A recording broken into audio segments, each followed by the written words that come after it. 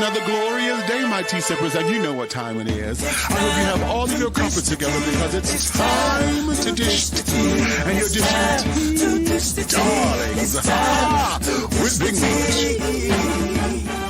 Can't wait. It's time to dish tea with Big Meat. It's time to dish tea with Big Meat. It's time to dish tea with Big Meat. It's time to dish tea with Big Meat. Darling.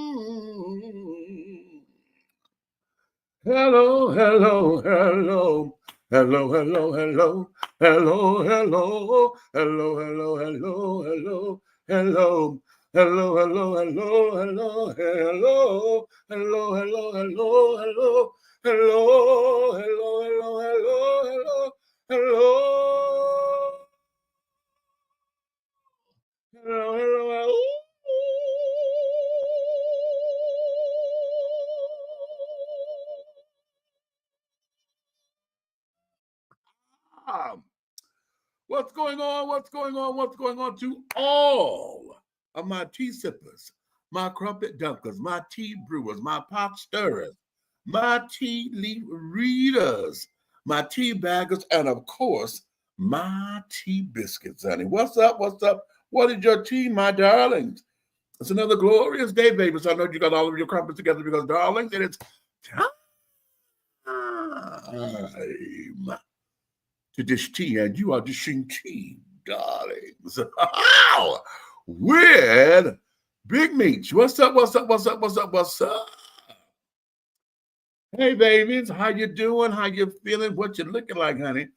How are you doing on this Friday the 13th, honey? Okay, yes. Friday the 13th of 2025, honey. Here in Black Music Month, okay? Now, how many of you guys knew that June is a plethora of things that we are celebrating and standing on awareness of, and this, that, and the other, honey? Wait a minute, I got it. And if y'all read the caption for today, it's in the caption, but I'm going to go and pull it up so I can tell y'all everything that is in this thing, okay? Because we have a number of issues here. Well, awarenesses. Not only is it Black Music Month, okay, and we're preparing for Juneteenth. Now, we got that right off the rip, right? June is also, we all know, International Gay Pride Month, right? This is also remembering those that we lost for the Pulse nightclub massacre. This is National Men's Health Month. Also, Alzheimer's and Brain Awareness Month.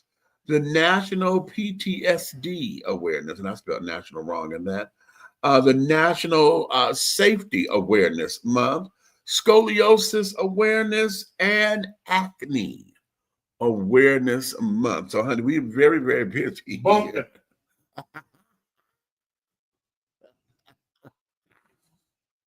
Come on, Bumpy.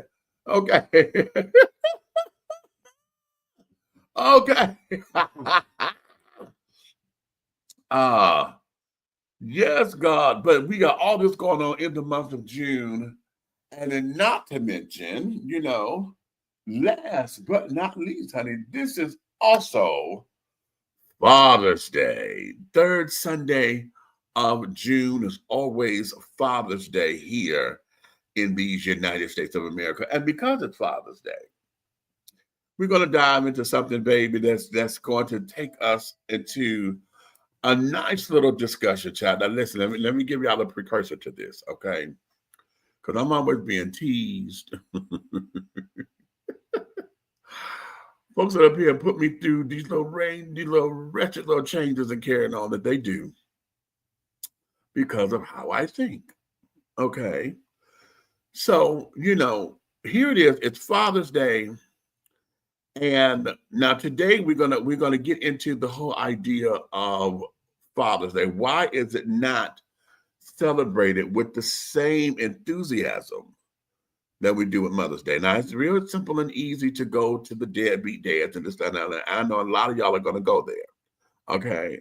Well, these motherfuckers, and y'all want to go there. Okay.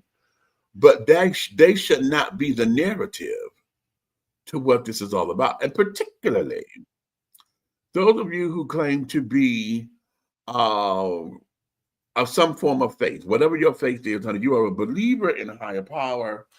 Why is it that we have issues with celebrating Father's Day? Okay. And, you know, I got a couple of theories, but a lot of that, you know, I was listening to something. It was a Steve Harvey joke, and he was talking about, you know, Father's Day come around, and, you know, hell, y'all don't even put no thought in the gift. You know, just get a little card, you know, a little tie. You know, I know when I was a kid, I got so tired of wanting to go get tools or whatever. Somebody always said, go get your daddy some tools or whatever. Tools for what? You know, we always oversimplify Father's Day because of what societal masculine things are supposed to be. I know when I was a kid, Father's Day was sitting down, watching a game, having a beer with daddy. Okay. Mama cooked him his favorite meal or whatever. And that's, you know, it was no big to do. And with mothers, y'all know what Mother's Day was. Hell, it's a holiday. Mother's Day is the damn holiday. Okay, you can't get in nobody's restaurant. You got to have a fucking reservation. Yeah, thank you. Reservation to get in there. You know, all the stores are lit. You know, went and bought the brand new hat. Mama got a new car. She got new furniture in the house. You know, if she done got a new house, whatever this is, we go all out of our way for the mothers. Okay. However, we're going to dive into it because today's show is called Accountibili-Tea.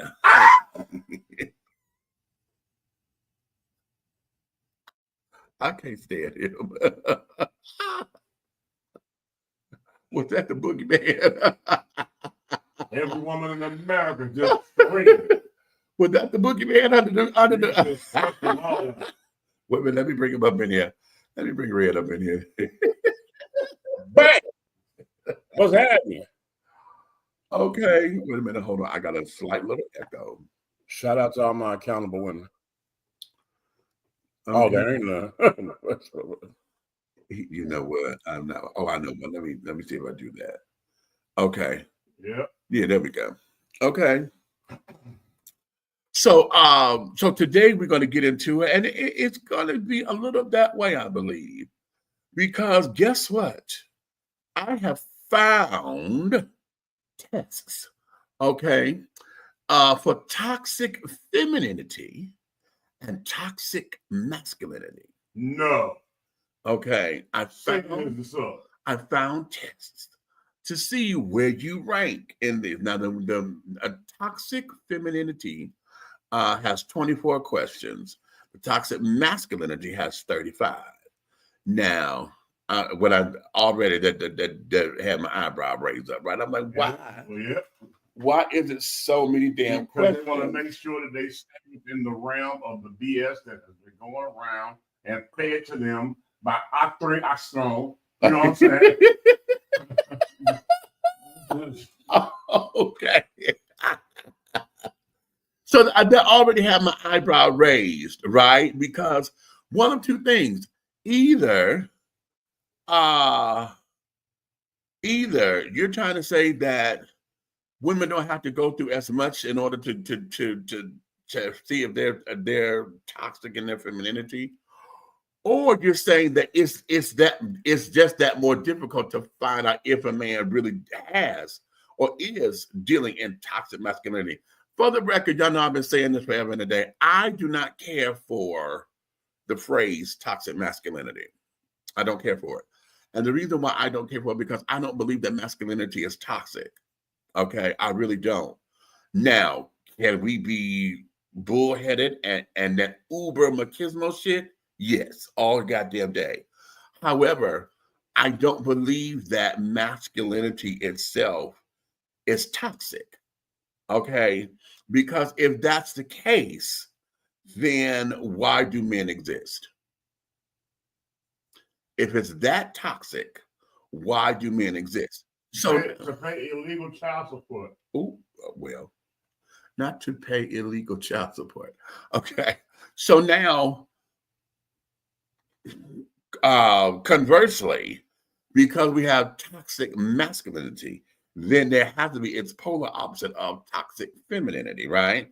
But do we hear about toxic femininity a lot? No, we don't, because the narrative is always about masculine behavior. And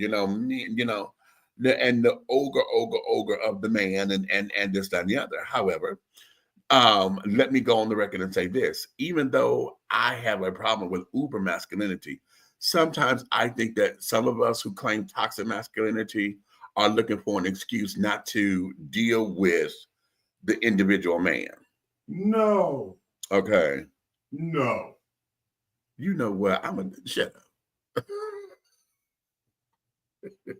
I can't stand him. Okay. What's going on, Patricia? Hey, baby. What you know no good? Come on up in here. What we got? Earl that came up in here. Hey, Graves. Earl Graves is up in the building. Groove, we see you, baby. What you say? You download the music? I'm downloading music for the next show. Okay. For Father's Day, we're getting together and eating rice and eels with cheesecake. My favorite eels and rice I grew up with. Oh, okay. Eels. Eels? Okay. I've never had an eel. So, all right. You've never had an eel? People are scared to have accountability. Okay. Okay. People. Things to be accountable for: babies with no fathers, no mothers, or both. Okay. The fact that we have a monster in the office and he needs to get the fuck out and nobody's doing enough to make this happen. Okay. Okay. So she said those are things that we were counting on. She said, "Oh, I'm fine. We just got back from California." Okay, baby. Okay. What you say? And all the killings going on, this shitty music that nobody wants to talk about or be responsible for. I think that it's this generation saying it for an excuse. Okay. Oh, girl, you know, there's a whole bunch of things to be accountable for, huh? So now we're going to get into this, and I want to let me start here because I think I want to get into the tests first. Okay. Yeah, why don't you do that? And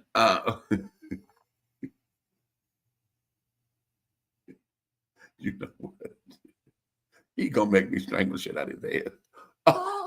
Okay.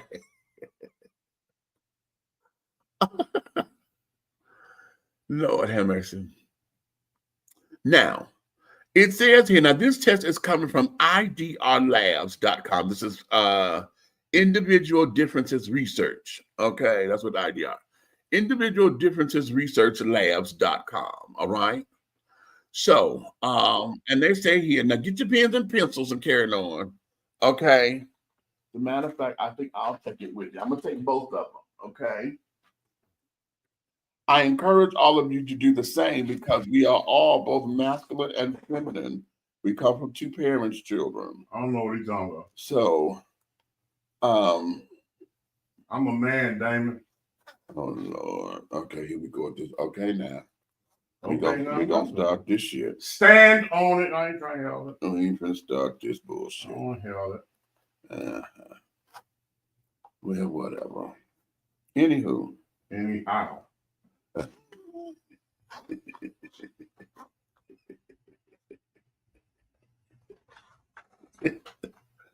Anywho.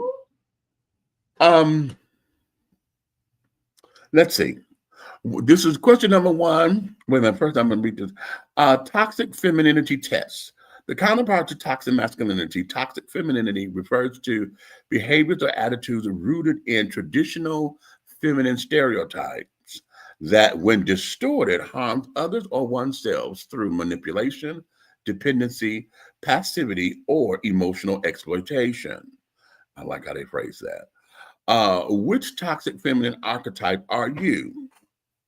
For each of the following questions, indicate how well it resonates with you below. Okay. And I guess this is agree or disagree. So put A or D. Okay. Question number 1. I deliberately withhold information or affection to maintain control in relationships. Okay. The next question. I tend to seek validation or approval before taking action.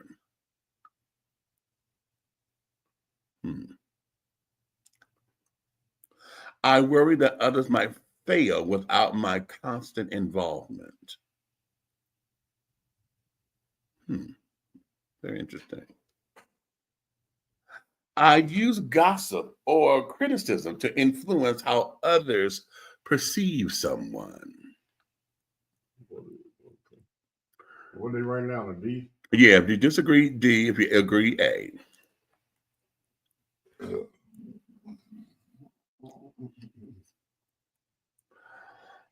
I enjoy the attention I receive from my physical or emotional appeal.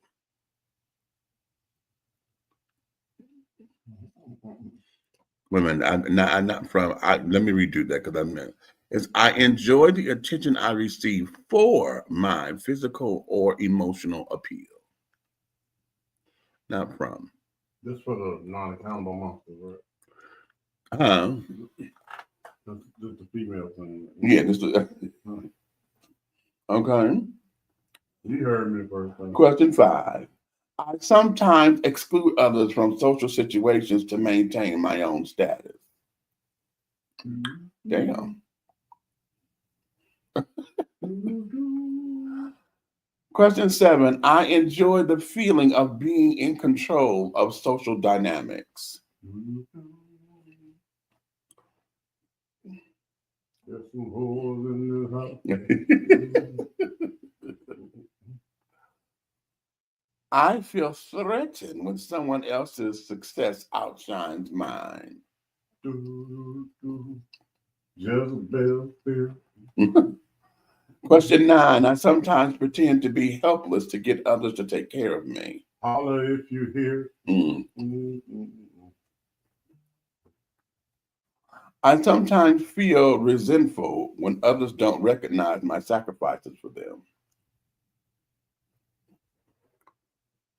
What sacrifice? I believe that being seductive is an effective way to influence others. What them hoes at?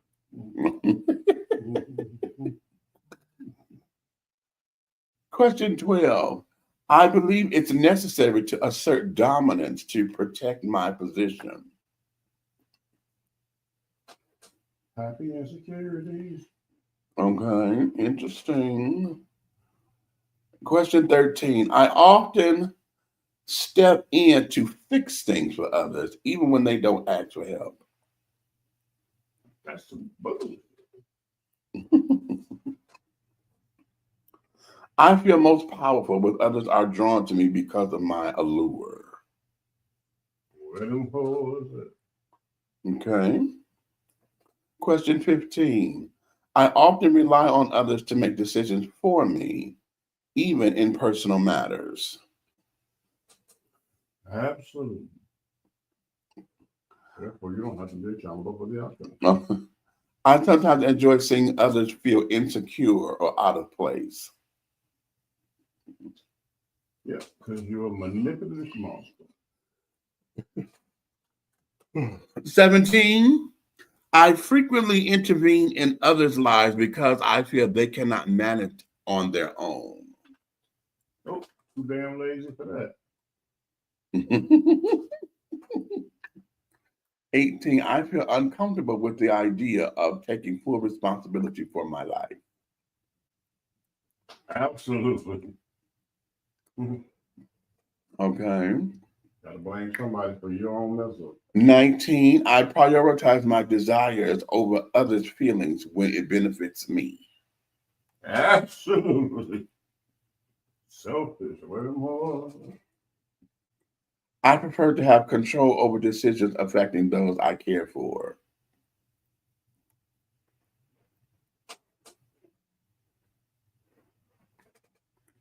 21. I feel safer when someone else is in charge of my well-being.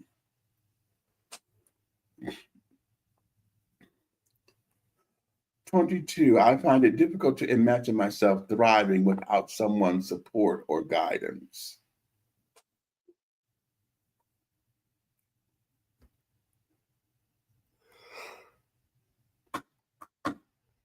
23. I feel validated when others rely on me for support or guidance. And the last one, I often use my charm or attractiveness to get what I want.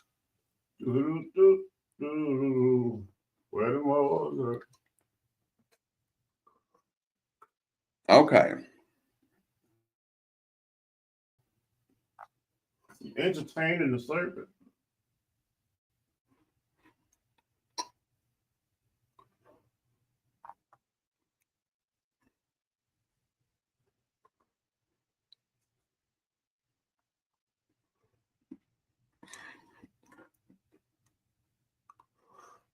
Yes. Okay. I'm trying to get the doohickey. What is this?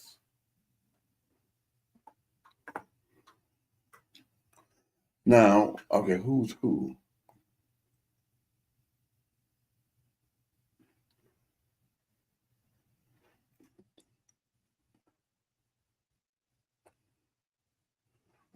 Well, while he's doing it, let's break down the word accountability. Okay. To me, I see the word, I put it up in the air, and I say that you don't take account for nothing because you don't have the ability to be an adult. Oops. There you go. Okay, now I'm trying to figure out how do we do the test? What's the scores, right? I have the archetype, but I need to know what the scores mean. How do you score? Okay.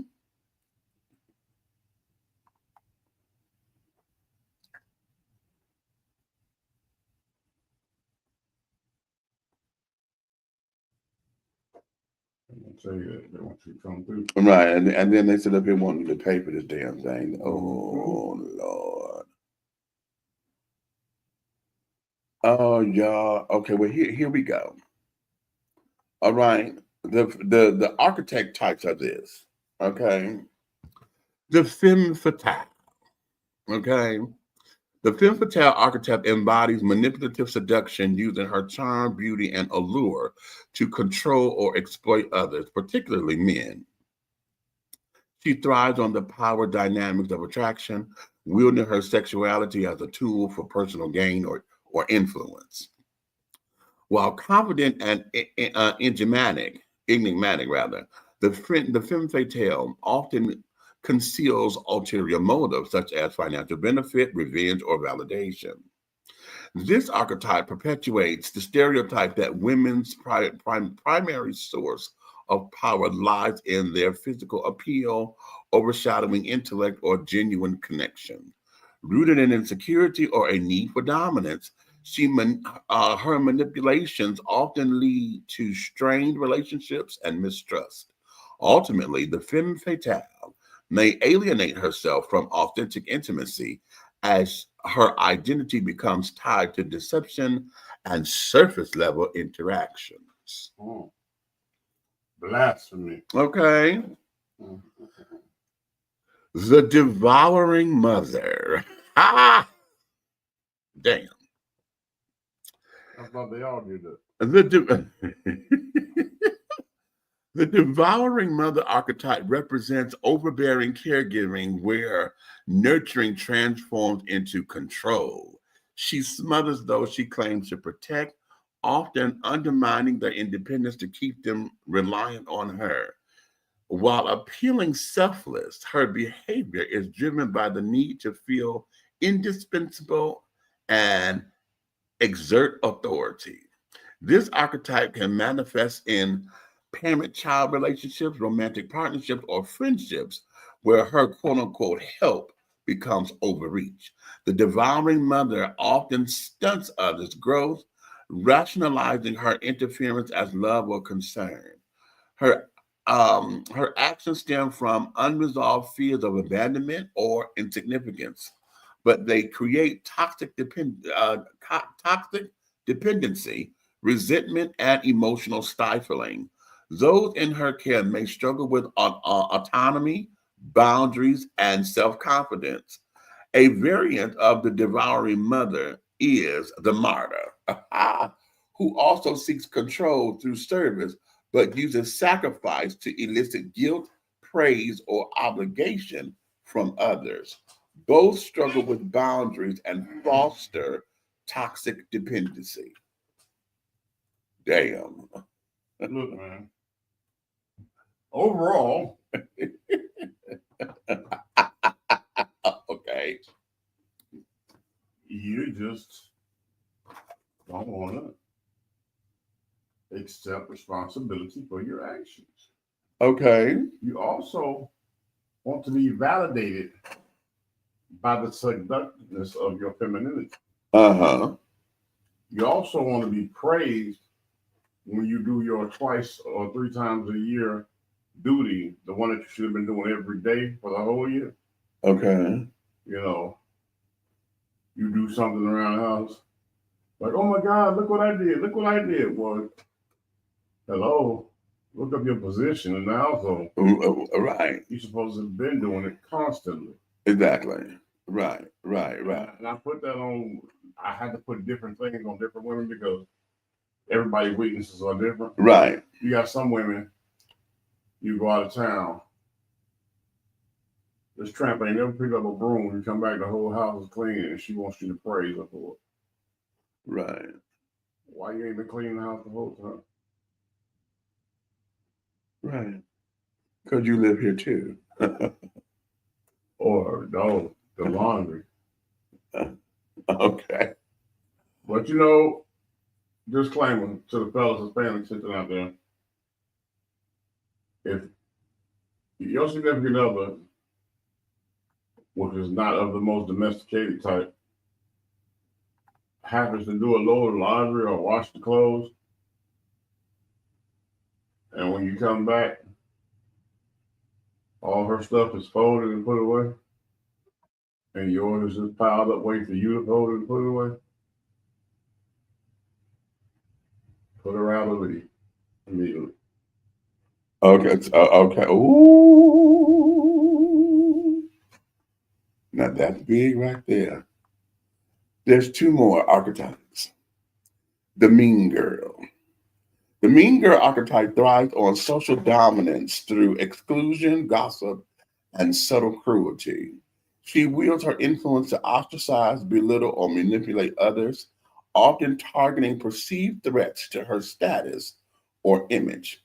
Her power comes from exploiting insecurities, fostering competition, and maintaining a facade of superiority.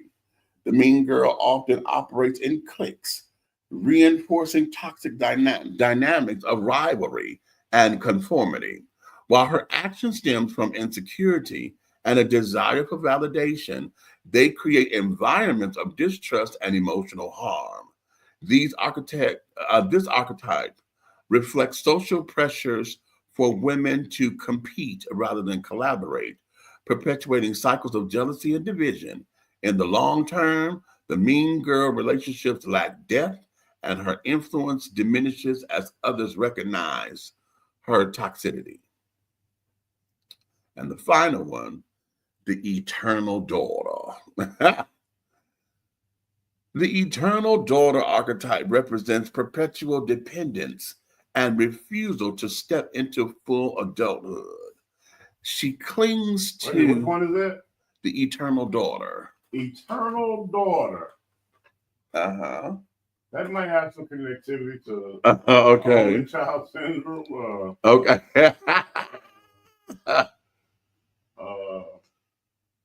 Laziness. Okay. It says she clings to the protection and validation of others, often relying on parental figures, partners, or authority figures to navigate her life. This archetype avoids responsibility, fearing failure or loss of comfort, and may manipulate others into caretaking roles through helplessness or emotional appeals.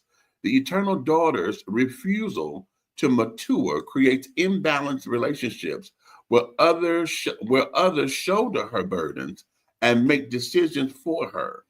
While this behavior may stem from anxiety or low self-esteem, it fosters stagnation and resentment in herself and those around her.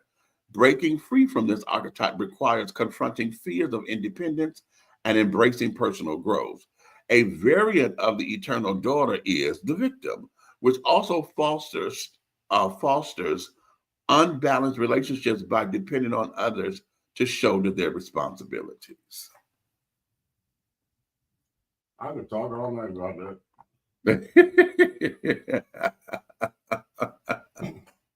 But I digress. Okay. So that there is that. I didn't answer these questions on the Just thing. call me Dad.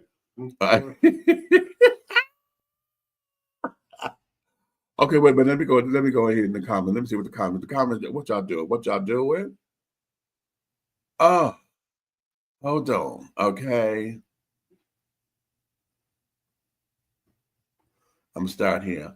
All the uncontrollable rent that we need to take care of out of control, way too slow in the politics game. Okay. Canned eels, you'll find them in the Asian markets. They're delicious. Oh, okay. I never had them, honey. When these kids cuss worse than us, time to wash their mouths out with soap and hot peppers. I'm with the hot pepper. Tiff, what's up, baby? What's happening, Tiff? Good to see you. Ruby has entered the room. Okay, come on, Rubes. Okay, hey, baby. Okay, now listen, we were just going to recapping. We just took the test for toxic femininity, and I've just gone over all of the 4 archetypes that they say that women will fall into. Okay, so wait a minute. I'm going back because I did not take the test. I did it in my head, but I didn't take it here because I didn't know it was going to allow me to post on Facebook my results. Okay, so I'm going to do that. In the meantime, while I'm redoing this, we're going to take the toxic masculinity test as well. But I want to go here. Today, we're going to talk about accountability, honey, with addition T on the ability, honey. Accountability, that is. And we're going to go into this because I think it's going to be an umbrella term for everything that we talk about. Coming up on Father's Day, Rubes, put your comments up in here. Let's talk about what do you believe? Why did you believe that Father's Day is a lackadaisical holiday? Okay, we do not celebrate our fathers the way that we should, you know, as a country. And even though we got that little 0.5% or whatever of the deadbeats are carrying on, who have become the direct narrative of fatherhood, why is it that we do not allow fatherhood and Father's Day to be celebrated with the grandness that it ought to be? Okay. So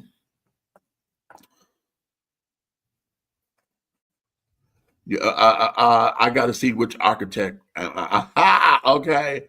Hey, what's up? Hey, sis. Okay. So now, yeah, these archetypes are, you got it, Tiff. The archetypes are the T. Okay. They are the T. Okay. And et cetera, et cetera.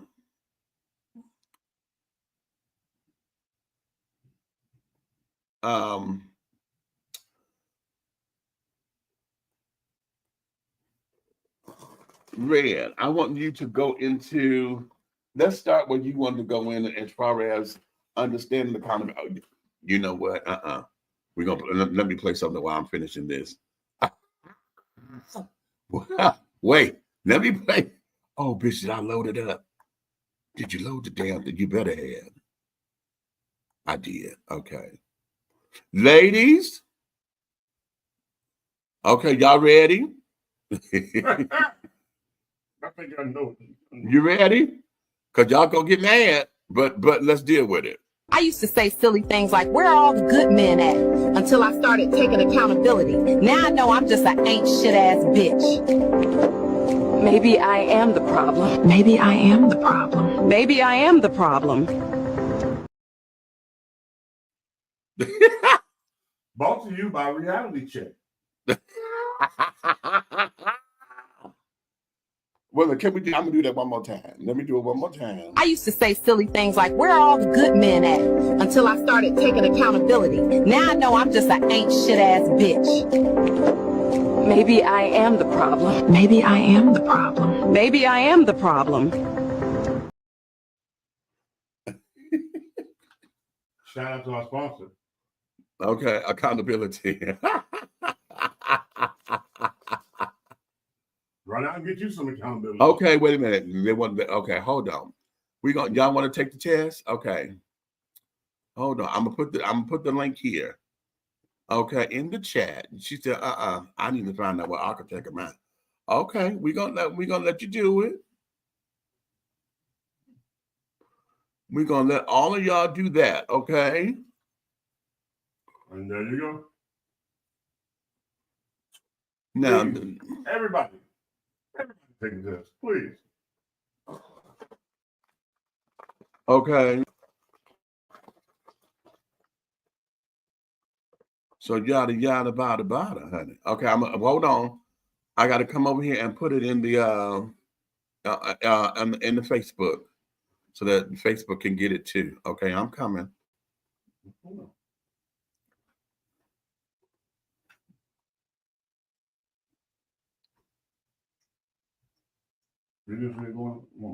Huh?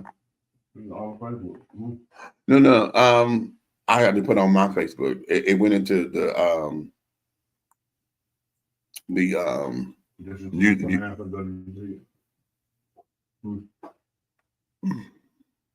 wait a minute.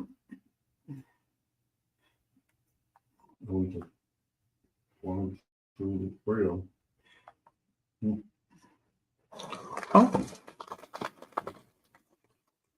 Okay.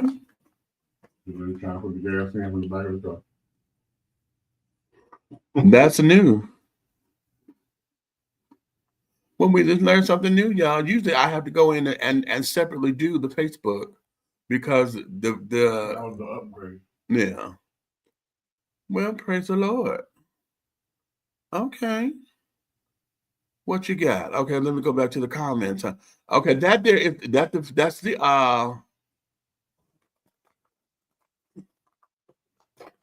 I'm not the problem. I believe children should have a relationship with both parents. Okay. Okay. Okay, hold on. Wait a minute. Let me put a soft pause there, Patty. To start off that thing saying I am not the problem is the problem. Yep. Okay. Immediately. That is the problem. Because the whole idea is about accountability. Oftentimes we don't want to take our wrong in it, our part in the wrong. Okay. We have got to learn how to say, you know what, I fucked this up. You know, this is where I fucked up at. This would not have been a problem had I not said, yes, you can come and stay with me. Mm-hmm. That's where because it starts there. My responsibility in it was when I said, yes, you can stay with me. And your responsibility in it was when you took your tail to work and let him keep playing the video game like. Oh, okay. Did we go there? I mean, you're walking out the door talking about, I'm here to work, honey. And he's like this. Right. Let me tell you something. Y'all know what? I'm going to do this. I'm going to do this because, listen, it fucked me up. Okay? It fucked me up. Because I'm sitting up here, I'm knowing what kind of money coming in my house, right? But this fucker sitting up here talking about getting a new car, right? Man, you should have seen the car I just got. It got this and it got these manuals on it. It's doing, you know, it got all this horsepower, blah, da, da, da, da, da, da. And I didn't catch it at first, right? But you just got that car. Then you said, damn, I just got a new one. So now you got 2 new cars. I'm like, where the fuck? So, you know, I'm almost about to get into my feelings because I'm like, okay, hold up. The hell we talking about cars for? When I realized that it was that goddamn game, because you doing the game and you done won a new car because you done did the little and got and you, baby, when I tell you, I like the blood, a blood corpuscle. Okay. I don't get it. I mean, playing the game. I don't get that. What? If you saw him playing the game, I mean, you know you ain't got no car money. No. This is before I knew what this was. Okay, before I knew this is what I. When they're playing the game, I don't know what game they're playing or whatever. I've never watched them play this and another. Well, that'd be a problem. Okay, back up. That'd be a problem right there too. Having an opinion about something you refuse to get involved in or know anything about. A lot of women fall out with that because you want the man to be vested in everything you do. Right. But you don't want to even know exactly how they would turn the on and off button on. It didn't interest me. The game didn't interest me. And then this was. They're not interested in pumps and all. Wait a minute, but hold up, player, hold up. Back the fuck up off me, because it wasn't my man. This was a guest. It was your man. It wasn't mine. So it was your man. No. So I'm like, okay. My man and your man is mine. You know, not playing, you know, that didn't thrill me. Okay. So I'm like, and I'm hearing this conversation. And I'm like, okay, what the hell are you talking about? Right? Because it came out the blue. And then when I found out it was this goddamn game, I got evil. Because I'm like, are we going all this? And the way how you talking about this damn car, you know, I'm like, child, hell, we need groceries in the refrigerator. I don't hear you getting all that excited about a grocery. That's a skit. You know, you said that's a skit. Fuck you. But it is. You know, and it went there. Okay. What you said, you do missions and get money. Oh, that's funny. So you went by your head again. That's the game. Okay. That shit went over your head right then again. What'd you say? It sounds like Grand Theft Auto. You know what? It wasn't. I forgot. No, I'm just saying. You just start. You thinking that was something else. It's really the game. You do missions, and they get money on the game. And that's how they buy the car. I got that. No. I laughed, but yeah, because he was whatever that was. Okay, it wasn't Grand Theft Auto. It was a racing game. Because I sat down one time. I was off work and I was watching them. You know, them play. And going through and carrying on and how many laps they had to do and blah, blah, blah, down. Look at Tiffany's on. Okay. What's your name? Yeah, I got work to do. My score was 50% femme fatale, 58% external daughter, 58% devouring mother, 33% mean girl. Girl, now. Hey. And that's your toxic femininity, girl. You broke down like that. You broke down like that. So where you are devouring mother and eternal daughter primarily with a high stake on that femme fatale. So, okay, Miss Nick, so you a pretty girl, honey. You one of the glamorous bitches, child, that want to sit down there and bat your eyes and shake your titties a little bit, honey, and see to make the children do what they gonna do. Okay. What I mean? But you also, you know, you daddy's girl. You're daddy's girl, okay? And then you're a control freak because you're a devouring mother. So, oh, girl. Okay, wait a minute. Yeah, what's your sign, Tiff? She said, wait a minute, let me retake the test.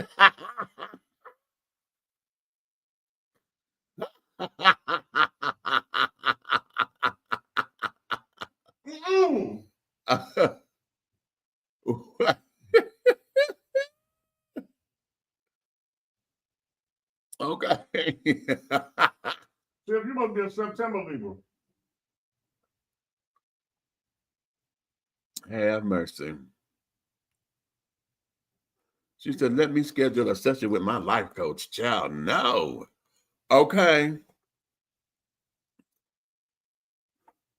Okay, how come the man who's charming and smooth talks can't do shit, and the man who's charming grunts like a gorilla can do everything but express his feelings? October 13th. Damn, that's Mason birthday. Okay. Yeah, you need to go retake that test. Okay. October 13th. Okay. So, child, all right. That's a good question because Groove, you know, okay. Because here it goes. Because see, that goes into, we're going to go into the toxic masculinity thing. Again, for the record, I do not like the term toxic masculinity. I do not subscribe to it. I am one of the gay children who do not subscribe to the term toxic masculinity. I use it though, because that's what that folks don't understand nothing else. Like a broad, man. Okay. What? You heard me. He gonna make me. Yes, I was gonna say that later. McMillions, the birthday girl. Okay. Coming over that broad too. We got to see the results of Meech and Red. Don't be shy, y'all. I'm gonna take mine. Red ain't gonna. I'm gonna take mine and I'm gonna post mine on the computer. Hold on, because I didn't take it when I was reading the questions. I was taking it in my head, but I thought when we hit finish, it was going to give the little do I did it. Okay.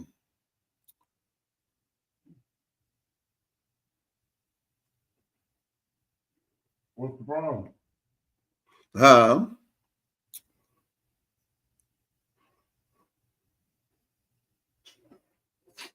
What's the problem? You're displaying a little bit of toxic masculinity over there. You said, you know what? Oh, Lord.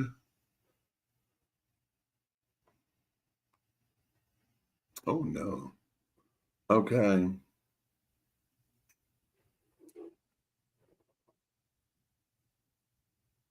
I'm going back. See, some of these questions are trick questions, honey. Okay. Because it's like, you know, they use the word like all and total and constant. You know, that's not necessarily the T. Wow. You know.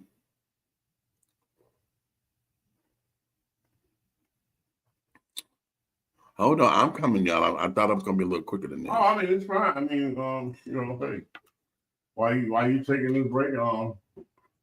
Shout out to the people that try to massacre people on social media. It's not going to work. You know what I'm saying? That's my anointing, not my anointing. You know, do my prophet no harm. No weapon formed against me shall prosper. All that good stuff. You know, I'm gonna put that down to your mama should have swallowed you, crew. Ooh. All right.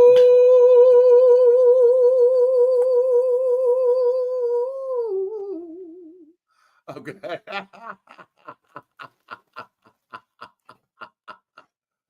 Oh, Lord have mercy.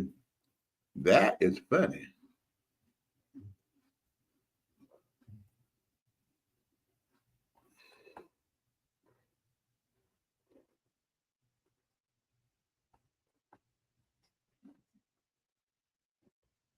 Okay, I just finished it, y'all. Oh, I knew that. I knew it when I read the archetypes. I knew it was one. I fucking knew it. Okay, y'all want to hear mine? I am 33% mean girl. Yep. 37% femme fatale. Nope. 41% eternal daughter. And I knew this one, 58% devouring mother. Yeah, you're the mother. I knew that. I when I read the damn archetype, I said, "Oh, bitch, this is me all day." Well, your mother. Okay. Yeah, honey. Quick fact, everybody. Huh? Quick fact, everybody. Okay, hold on. Let me go get it. Quick fact. Did you know Father's Day was not established as a holiday until the 1970s, almost 60 years after Mother's Day? Yes, I did. Right. You want me to tell you why I think that? Because it was less lucrative. Okay. You understand? There was less money spent on Father's Day than there is on Mother's Day. How about that, children? Okay. So now y'all ready for the flip side of this coin? Toxic masculinity, according to this test. Y'all ready? Oh, wait a minute. Wait a minute. I'm gonna put the test. Let me put the test in the thing so we can all take it together.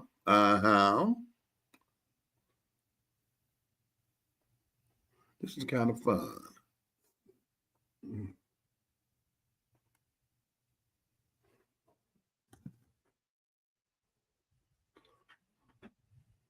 All right. Oh, baby. Y'all ready to go? There's 35 questions with this one, okay? And let's see.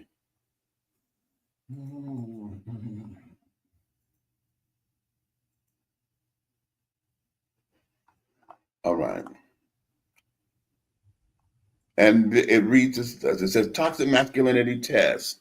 Toxic masculinity is a controversial concept in psychology defined as cultural norms around masculinity that are commonly deemed to be hurtful to women, to men themselves, and to society overall. This test combines the insight of several prior efforts to research toxic masculinity to bring you a single composite test measuring toxic masculinity across 4 different domains. Could your beliefs be said to be toxically masculine? For each of the following questions, indicate your level of agreement below. So we're going to agree or disagree. All right. So men should be the ones to bring money home to provide for their families, not women. Question number 1. Oh, yeah, pick this one. That's it. No, down. See what's that, agree or disagree? What about? Okay, so you click on the red or the green. Which one you agree with? Oh, yeah, different questions. So, okay, men should be the ones to bring money home. No, those questions are the same. That's number 1. Huh?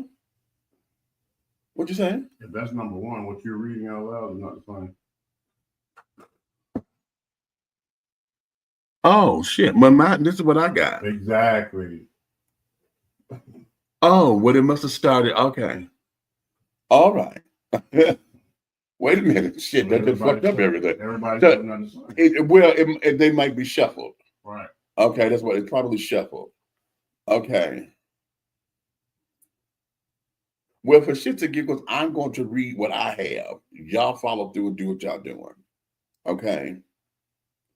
Men should be the ones to bring money home to provide for their families, not women. Agree or disagree? Shit. You just click on the green or the red. Right? Yeah. And then hit the next. Gotcha.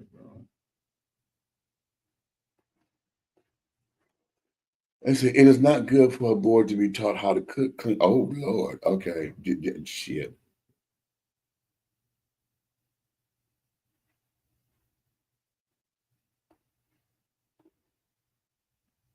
Having a lot of money is especially important to me. God should act strong even if they feel scared or nervous inside. Trick question. I just like the thought of homosexuals working in jobs where they might serve as role model children.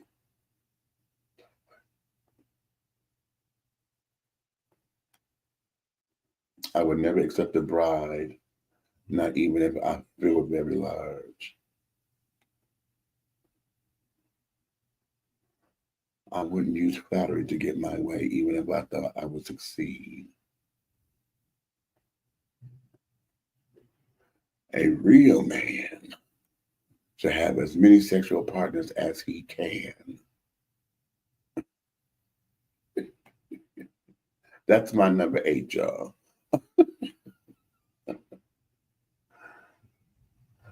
I'm entitled to more respect than the average person.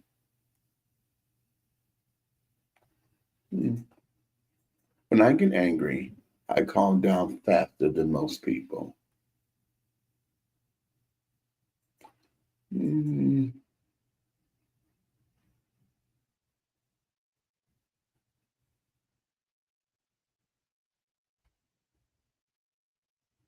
I'll fit with that one.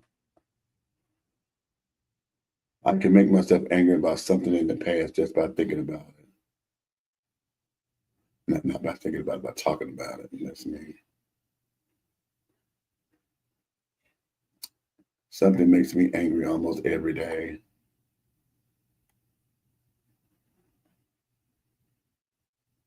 I get pissed regularly. A man who talks a lot about his worries, fears, and problems shouldn't really get respect. It does not matter to me whether my friends are gay or straight.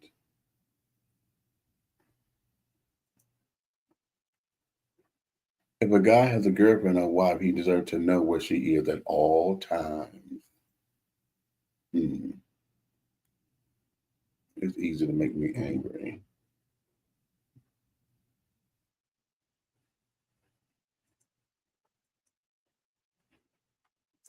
I have mocked manly women, and girly men in derogatory sexual slurs.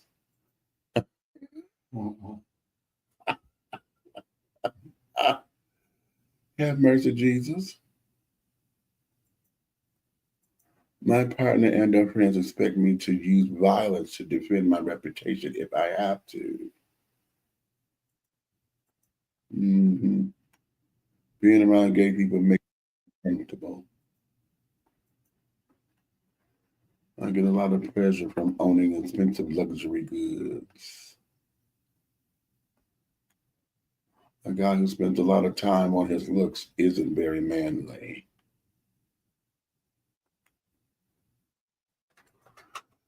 It does not bother me to see homosexual couples out in public. We got a lot of damn gay questions in this motherfucker now. Don't big me though. You know what? Fuck you too. Men should figure out their personal problems on their own without asking others for help.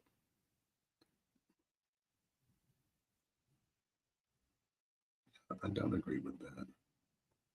I'm just one of them tricky ones. A guy who doesn't fight back when others push him around is weak. Lord. A man should always have the final say about decisions in his relationship or marriage. The final say.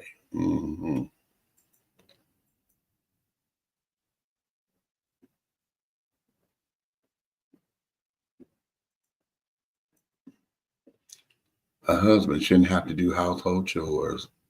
Even if I am angry, I try to talk about tense things with people without letting them know I'm angry.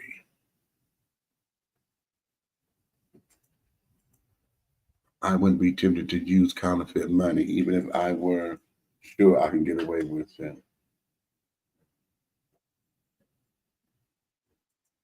I get angry more frequently than most people I know.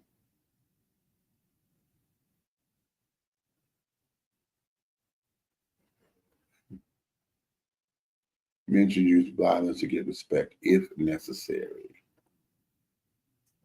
Every now and again, you have to. I wouldn't pretend to like someone just to get them to do favors for me.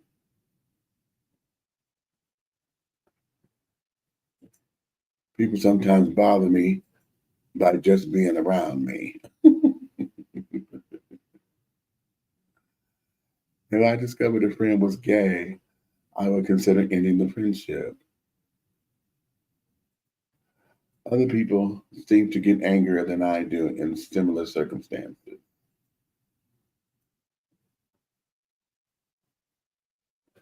I would be willing to steal $1 million if I knew I would never get caught.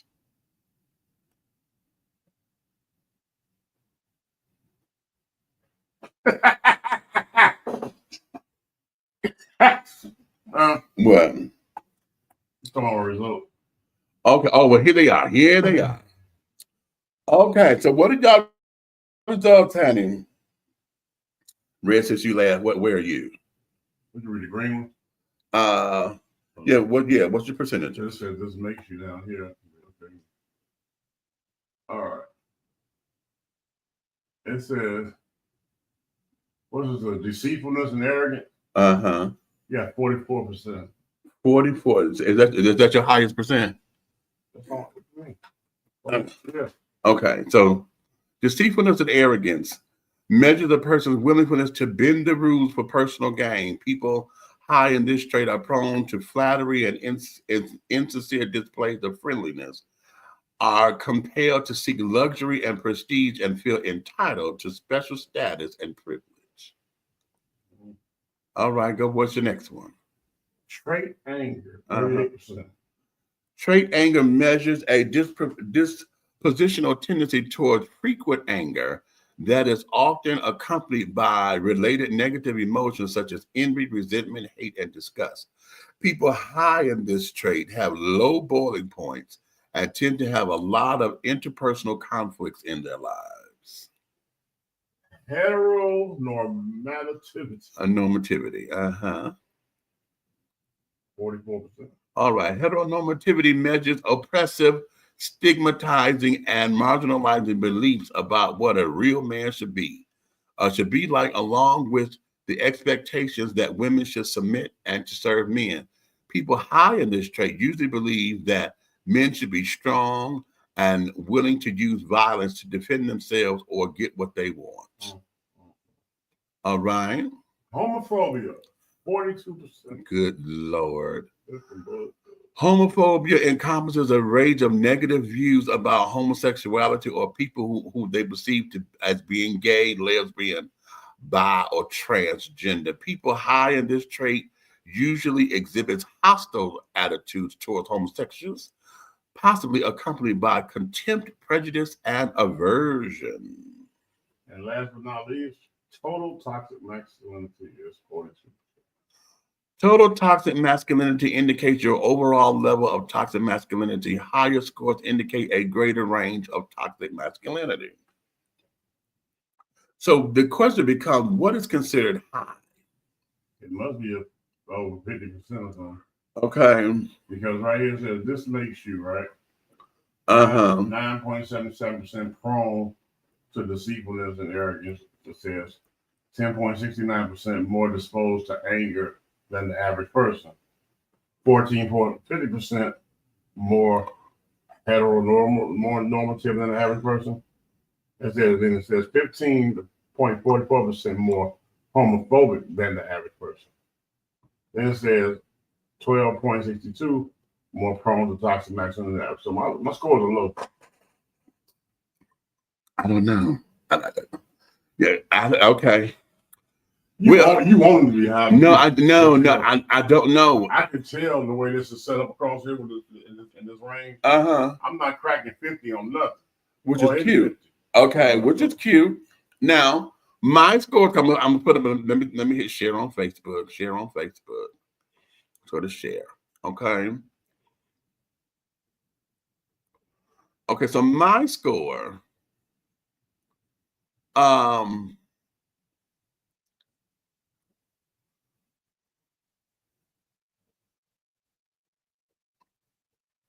Why did this do this?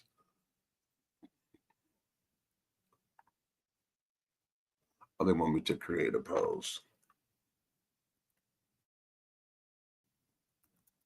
The results. That was very interesting. Okay. Just really cute. I like it. I wish we had a better barometer as to know what levels we need to be in or whatever.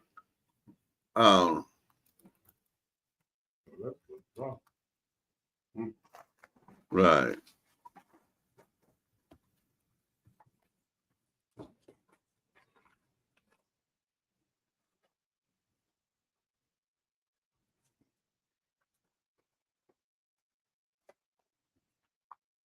All right.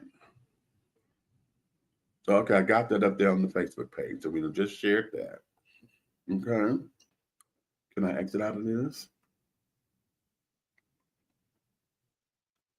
Now, my scores for deceitfulness and arrogance, I got 38%.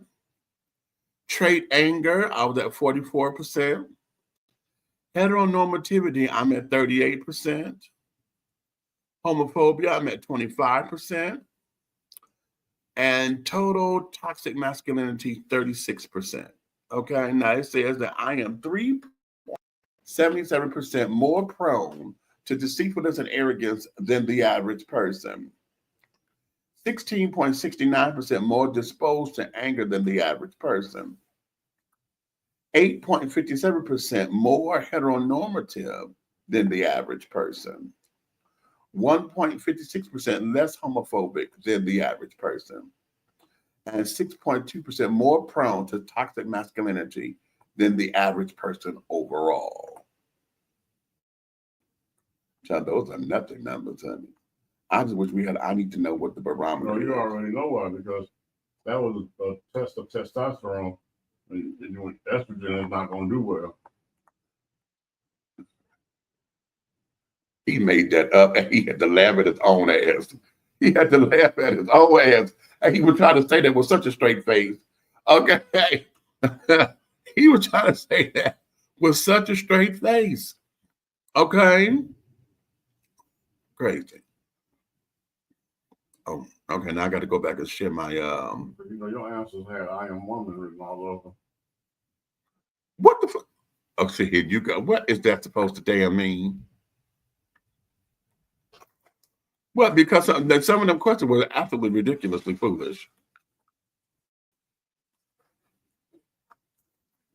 Ridiculously foolish.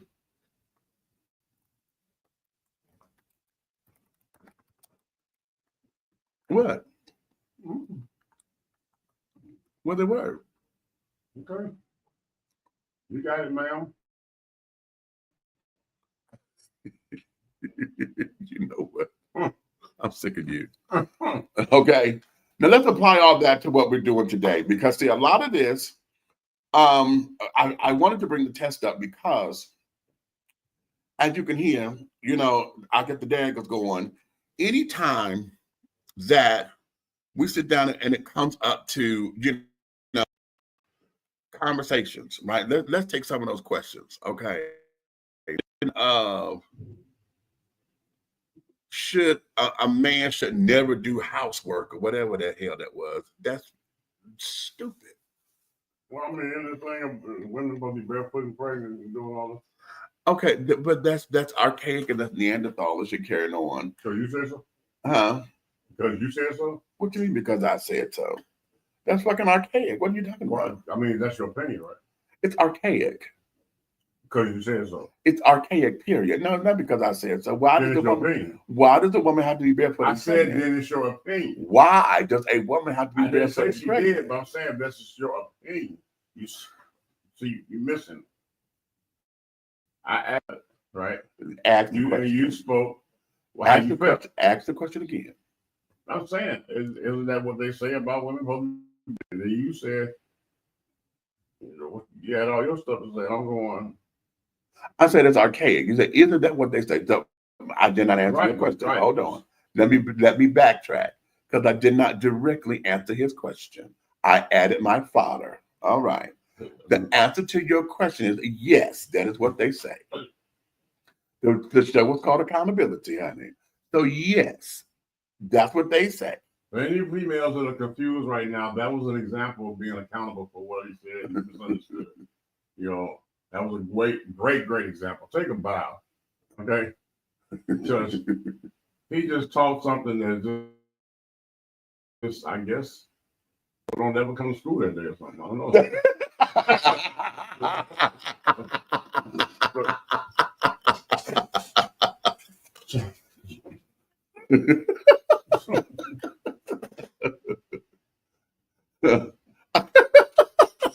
You know what? I came with you. Okay. Oh. Just saying. Hold on, y'all. I had to redo my toxic femininity test because I didn't post it right the first time. Okay. But the whole idea of all of this is oftentimes because like just now, you know, I may have an opinion that you know, that goes against the grain, that goes against what everybody in society may say. You know, mainstream society has this lock. They have this thing on what the gender roles are to be and this, that, and the other. And when it comes down to, okay, that's ridiculous and crazy, then it becomes, I get challenged. What do you mean that's ridiculous and crazy? Why should it be ridiculous and crazy? And you know, all that kind of thing. Okay. Okay.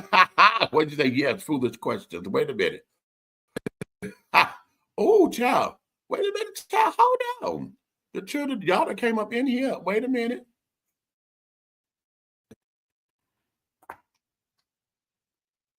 Yeah, I disagree, boy. The cook. I say the same thing. Shit. We don't know. That's what my mama told my daddy. Listen, we don't know how long it's going to be before he get a girlfriend, before he gets married. He needs to know how to take care of himself. Or before she's not accountable and she walks out on him there. Oh, well, how about that? Okay. Okay, Tay. Hey, Tay. She said, I disagree with that. I think both should provide. I've learned that when a man worked hard, they forget about their health just as women do. They both should be financial providers of the house so that the stress of paying bills doesn't fall on one person. That comes over time. Let's see what now, Tay. Hey, hold on. Stop. Stop. Give her flowers for that. Give her flowers for that. Sis, take a bow. I owe you lunch for that. Take a bow, because that's one of the biggest problems, right? Right now, because people think that a monogamous relationship is scrolling on your phone and watching doggone Lifetime, not busting a dish, stirring a pot, or pushing a vacuum, or using a broom. Hell, Swiffer made it easy on you. Still want to. Ain't got to wring the water out and nothing.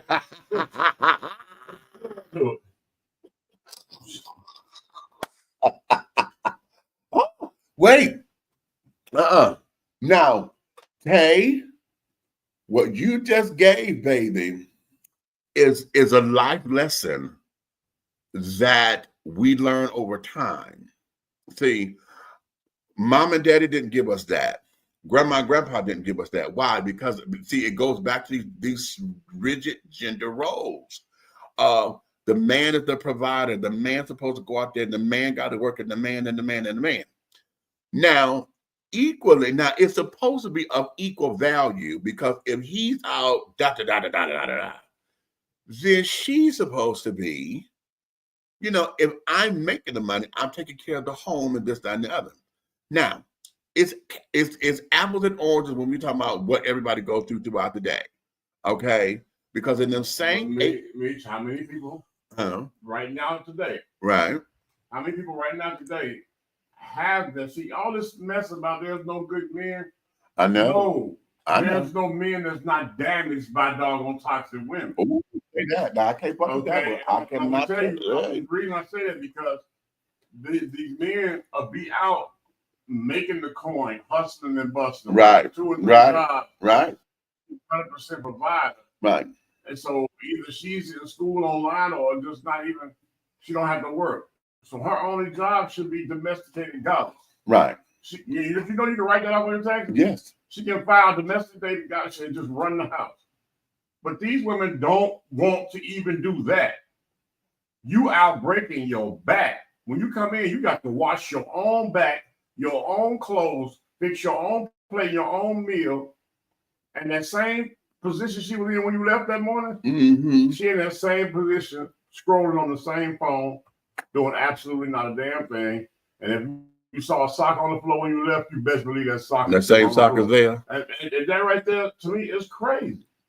But we are you want the male species to be the bad one. Exactly. And okay, now let's go there. Let's go right there. Let's go right there. Okay. Let's go right there, because see, this is where we get into why I'm asking about Father's Day. All this is tying into Father's Day, because I'm trying to get us to understand. We say that the fathers are this. The church up there and say the Father, the Father, the Father. And we say all this and we praise all this. We are now in a whole movement now to where we're looking for fathers to, we're praising those that have stepped up to the plate. We're praising those that got the shit together, that's coming back into the fold. We're praising those who are co-parenting. The fathers are co-parenting with the stepfathers, and they've created this new type of family to where, okay, I know you're married to her and this, that, and the other, but these are decisions that we all get to make. You know what I'm saying? We're seeing that established to where the call of a man taking his rightful place, quote unquote, is being answered in some regard. Okay, even to the point where we have new families that carried on, because the rainbow children, and we have our own kids, biological kids. I'm not talking about the gay children and the families and the houses, even though we treat all that the same. But I'm talking about those who have born children, who got to go through this, that, and the third, who got custody of their kids, who adopt the kids. Right. Anyway. Wow. Was that somebody not taking accountability? I just said anyway. He said the switch hitters. Now he wanted to be derogatory. That was not derogatory. Why they got to be switch hitters? You were hitting this, and now you hitting that. That's switch hitters. They have biological children. Okay. Switch hitters.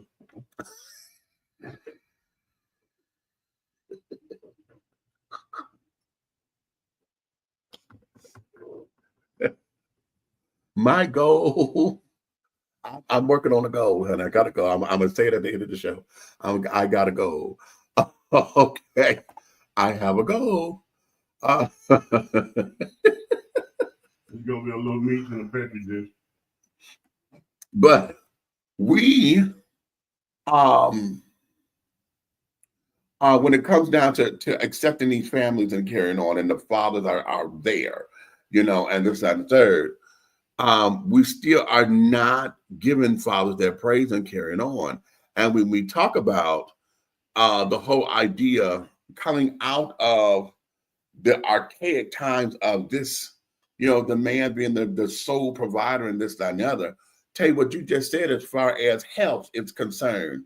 The man can't do nothing if he broke down, and men don't like going to the doctor anyway. Okay. Going to the doctor, checking out your health, making sure this is done, making sure that's done, so that you can continue to do what you do. To have the pre work done and carried on. You want to be pre-active and proactive instead of reactive. Okay.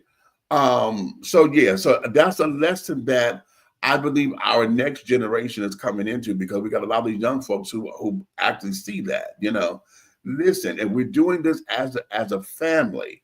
When we come sit down to pay the bill, okay, you take care of that when you take care of that when we'll go half in on the rent. It's all that kind of thing, right? So that it's not the stress of the burden on one person. Because they always say, he who has the goal make the, got divorced and make the decisions or whatever. And oftentimes we come up in this whole idea of, well, because he make the money, he get the last word, he get this, and he get that. And it creates an environment of, okay, how do we move? How do we function? Because a lot of men bark orders, but a lot of men also don't have a plan to move the family forward. All they know is, I'm going to work and this is what we're going to do. okay, as far as taking care of the bill, but there's no plan to say, listen, in 10 years, I want to see us here. You know, in 10 years, we want to get that. I want to, okay, we'll start off with this kind of car, but, you know, as we want to move to get this. How do we do this?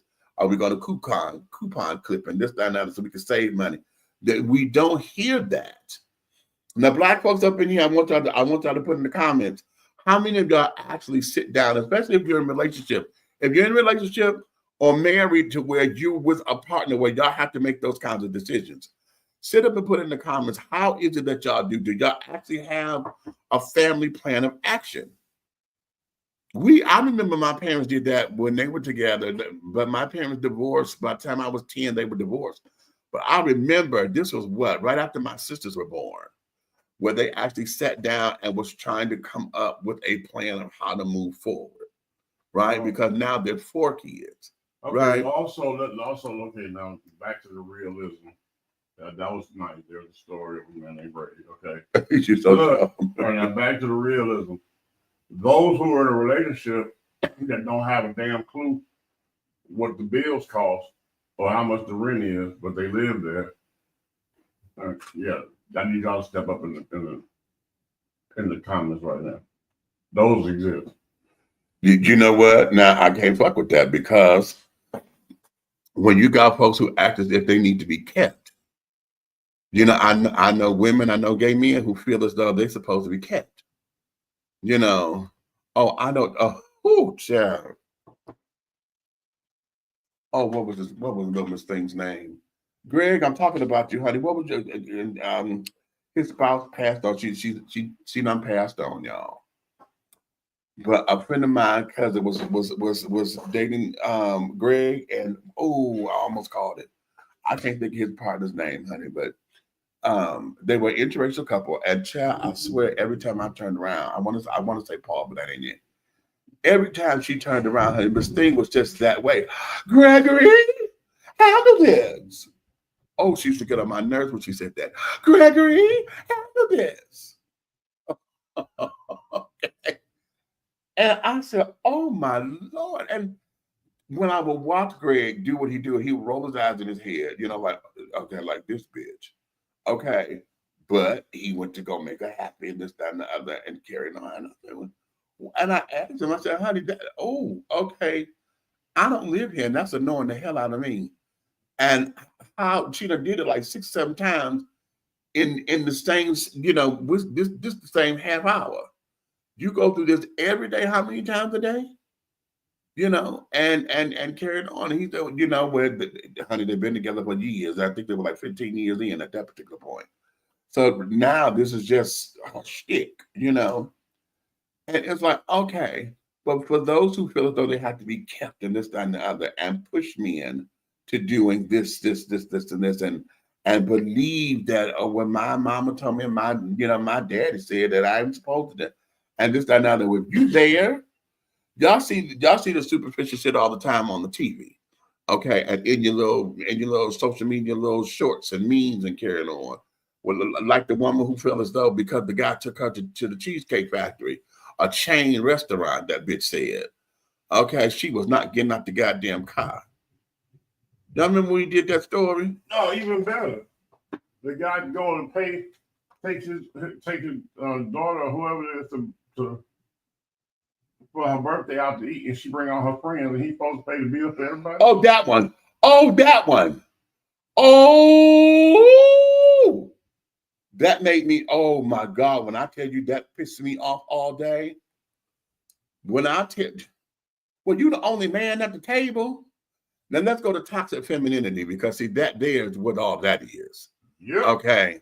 Because listen, ladies, how is it? And when the hell did we started doing this? And see, this is some new shit, because we got this damn social media thing going on. It's never been an issue with men going out to pick up the check. Okay. It's never been a thing, or it's not new. Let me put it that way. It's not new when a man take a woman out or whatever, and she want to act as if you motherfucking beer bottles, bitch. You chicken 5 for 79 cents, 5 for beer.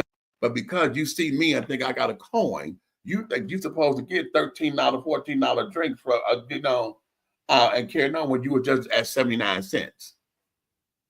Okay. Think that it's supposed to be an automatic upgrade. Okay. And all of that. And you ain't worked for it, you ain't earned it, you ain't did nothing. And did you want to say, oh no, he's in my presence, honey. Just my presence. I'm like, bitch, what? I could go get some perfume and spray to have some fucking presence. You know, it doesn't make sense. Okay. But for those who feel as though that the whole idea of being kept is a realistic thing, it's not a fantasy. Women, you know, and gay men that I know feel as though that's supposed to be the norm. I'm supposed to be treated like everything, honey. I don't have to lift a finger. Because why, darling? That's what we have servants for. Okay. Y'all don't let coming to America getting your asses, honey, because when the girl would come and say the royal penis is clean. Okay. Many of y'all said, honey, okay, now let's flip the script. When Monique up there and told y'all, honey, if she was the president, honey, she'd be the FBI, the freakiest bitch in America, and line up everybody. Okay. Wait a minute. Hold on. Let me go back to these comments. Okay, here. Men are having a harem of women. Men who are having a harem is a hoe to me. Where y'all reading from? I'm just joining the chat. Okay, okay. Angry every day is not good at all. Okay. I don't think a man should have the final say in a relationship or marriage. I think that as a couple, we should be able to come to a compromise. Well, here's where it is. And I feel you on that because I was quick to jump to that too. But let me say this.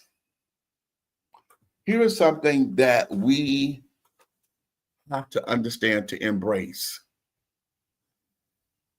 If I'm going to stand on my whatever principles, if I'm religious principles, or if it's the idea that I want my man to leave the house and I trust him, then I'm going to, this is where submit come in. Submit is not subservient. It's not bowing down and saying, oh, dear master. It's not that. What it is saying, I trust you enough to where I'm going to let you lead, baby. Okay? As the head of the family, I'm going to let you lead. But no, I'm the next. If need be, I can guide you where we need to go. You understand? That there becomes the communication. I think what has happened, I know for me over the years, when I got the last and the final say, because I told y'all this story a long time ago. My dad did that with me and my brother. Okay. But he said that to us the day after he and my mother had gotten into this horrible fist fight. Okay. And he get up to us, I'm the man and I make the final decision of what I say go because I run this house. And he's teaching this to me and my brother. And they're going to give us a go hold hand. I wanted to give him a back. You know he was talking to his daughter. And about talking to his daughter, but that was bullshit. In the context, okay, now mind you, in the context in which he presented that was bullshit. Okay. Why are you looking up in the air? Oh, something on the ceiling.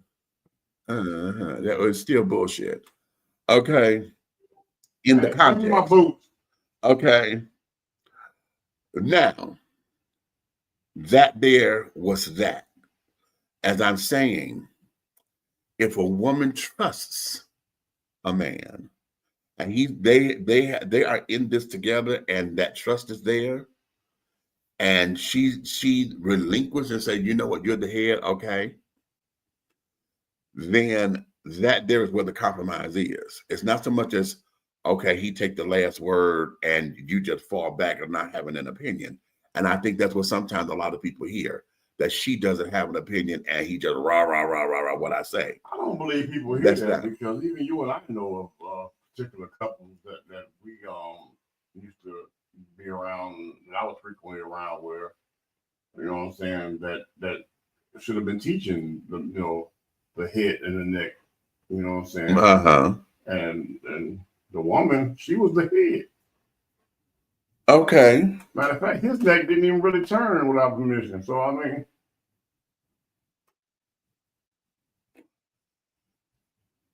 He didn't have one. yeah, I don't think he had a neck at all. But the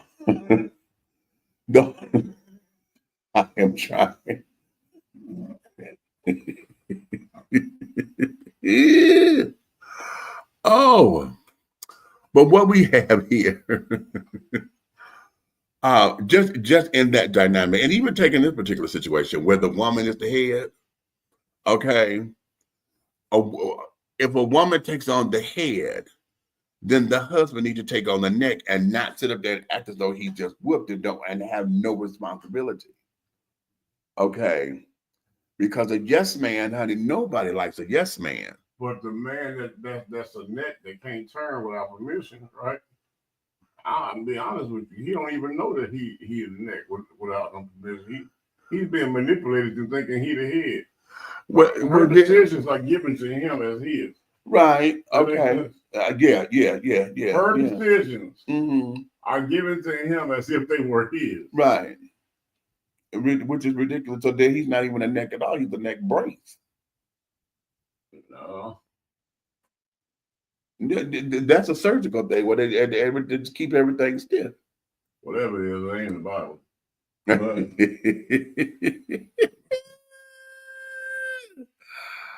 Okay. Narcissistic traits. Okay. Let's see. After you share your male toxicity scores, will you share if I believe there's an ideal mix of a healthy man? You know what? I believe there is a healthy mix because see, here's where this is. This is why I don't subscribe to the term toxic masculinity. Okay. Because each and every one of the, did y'all see that my score said I was 25% homophobe? You are. Okay. So even me being of the rainbow, according to their particular test, I still got 25% of some symptoms of homophobia. But you do. How did you say that? Okay. For example, you know how they say that's 25% is a small number. You will cringe and a husband and wife couple come by and the man clock your tea, you clock his. Because you will be having a, well, what you with her for moment. Not necessarily true. Oh, that's right. We still haven't showed you yourself. That's right. That's not necessarily true. I said, well, we still haven't showed you yourself, your expression. So we have to video you and then we sit and watch a day with me. You know what? Wait a minute. This motherfucker makes me think. Did y'all just see how he just did that? Yeah. You know what? Yeah. No. I forget. He don't know who he is. I forget. No, no. Shim don't get it. I won't necessarily subscribe to that just yet. Hey man. Hey man, boy, man, girl, man, whatever you want to be today, man, Gina. Look. Strong J. Just yeah. Okay. Stranger in my house.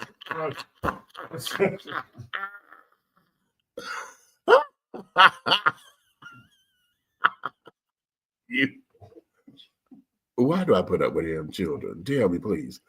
Okay. But even in that, no, it's no, that's not the thing. No. I think you're reading a little bit more into it, but that's not the thought. Okay. That is not the thought. Wait a minute. But what ends up happening is, even with all of what we just went through, you know, there's everybody has these particular elements. That's why they were able to break down percentages. And I wish I understood what the barometer is and understood the test fully so I could see, okay. But we're all composites of all of these particular things. Tiff, you saw how you were, you know, a composite of all four, you know, but there was a dominant one, right, or two. Okay. That statement from a younger generation. Oh, okay. What's this? Do it for a Hobbo, Help a Brother Out Foundation. Okay.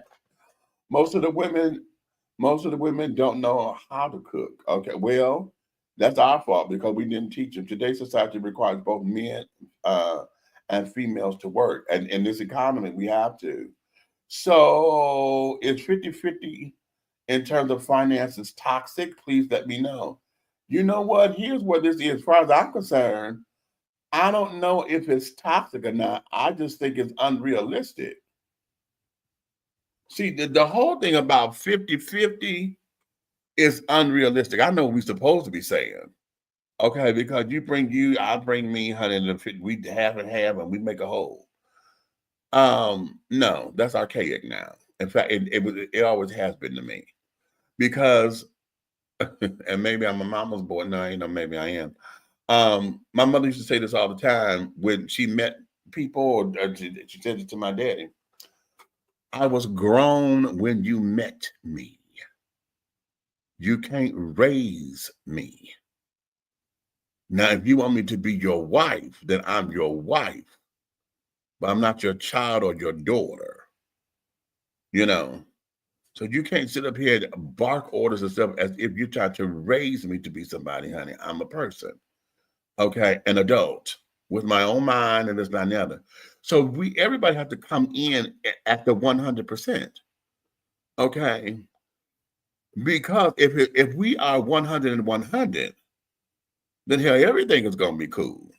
Okay, and so because everybody's coming in on that, then that means will the compromise come in is so that everything is at 100. See. 100, 100, and we put in here to be 100. Okay, that's what all that is. And I think that we have allowed ourselves to be duped by it. And now, with a lot of women understanding their divine feminine and carrying on, you know, my girlfriend, Miss April Mason, who, oh God, that's her thing next week on the 20th, her birthday. You know, she's teaching women to where if you learn how to take care of a man's his peace, his portfolio, and his legacy. If you learn how to protect all three of those things, honey, the world is yours. Okay. And that there is understanding, you know, a man's language and understand how to communicate with him and this, that, and the other. A lot of times, you know, women today have been, y'all heard us say this before, I've said this, women have become the men that they want. So when you meet a man, you meet him like another nigga on the street, and he's going to see you that way. So y'all coming in like boys and not as romantic partners. Most of the time, y'all coming in claiming that y'all trying to have a relationship when y'all just roommates. You know? Okay. Too much. So yes, I got to ask these questions because I'm 43 and single, and I got to get a husband.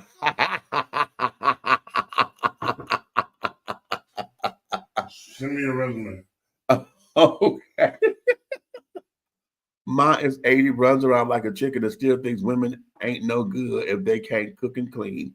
It's stupid, but I'm glad she can cook enough for 10 armies. Listen, now at 80 years old, okay, now she's my mother's, you know, that's where we're the same generation. But that's what they knew, honey, in order to keep a house together. You know, I want to find, I was trying to find this clip. Did y'all, it was from Blackish, and they were the two families come together. Rainbow's family, you know, she was biracial and had the black mama, white daddy, and that side of the family came, and they were trying to talk about the differences between slavery and the Holocaust and all of that. It was a really deep episode. And Marla Gibbs played the grandmother, and she said, you know what, I don't give a damn about slavery or the Holocaust. Okay. She said, when I would go and fix my man a plate, okay, it was the least I can do for him to come home and know he was safe at home and that he could put his defenses down because the world was already beating him up. Did she come up missing after she said that? Okay. She said, so that's why it was important for me to fix his plate. Okay, and you know, okay, let me take my hat off because girls, let's talk. Okay, come on, girls. The reason why cooking and cleaning and carrying on became such a big thing and is still such a big thing is because I'm supposed to have some help. You're supposed to be my help meet. If I got to come home and do every goddamn thing anyway, why do I have you here? Because now you become dead weight. Okay?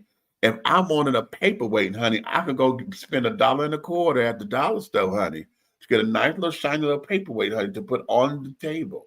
It's an expensive wet spot. You know what? So, you know, that's where this is. So the idea of cooking and cleaning, honey, a man wanted to come home, and even women, and men, you can take note of this. Okay, everybody come down on hard times, and especially when the economy like this, and everybody lost their job. So, honey, men, the woman don't want to come in, and the kids are running half because you want to start talking about that's woman's work. She need to come. The world just whooped her ass out there, coming home to my sanctuary. Okay? To where I got a bath to just release all of that, honey. That's why you're supposed to baby face that thing. Okay, right. Okay, right. Okay. If that's what this is, okay. But be careful baby facing a woman. Because that don't matter nowhere. Well, okay. And quiet as it's wait a minute. Quiet as it's kept, y'all. That's just a song that a lot of men use trying to get the pussy. Okay, and I'm sorry for being crass, but that's what it was. Okay. It was a panty dropping song. Okay, because it sounded good. But how many were absolutely that practical? Okay. How many were absolutely that practical? Okay, because it is, you know, a lot of men think that that's just it's something to say. Now I'm gonna go. Let me do this. I'm gonna go back a little bit because I remember listening to some of the older cats, you know, trying to school the youngins, you know. And back when I was a kid or whatever, you know, men would always talk about, you know, how to treat your lady or this, that, and that. We had the songs, you know, treat her like a lady, you know. We had the songs or whatever, but we got so caught up in wanting to be the Mac and wanting to be Nino Brown and wanting to be what's the other pimp? What's the other one? What's the other one? Big Red Pedal. Okay.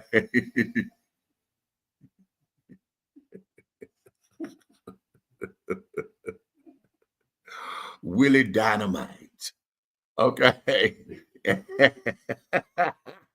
So, you know, we were there and trying to emulate all of that, but you know, we took the negative and exacerbated the negative, and now we're in this place of now we don't want to celebrate our fathers because of whatever that is. Okay, hold on, let me go back to the comments. I'm old school. I took care of her home. Food was cooked and ready. House was clean. He didn't appreciate it. He had many side chicks. Okay. You know what? Here's what it is. I don't know. Hello? Uh-huh.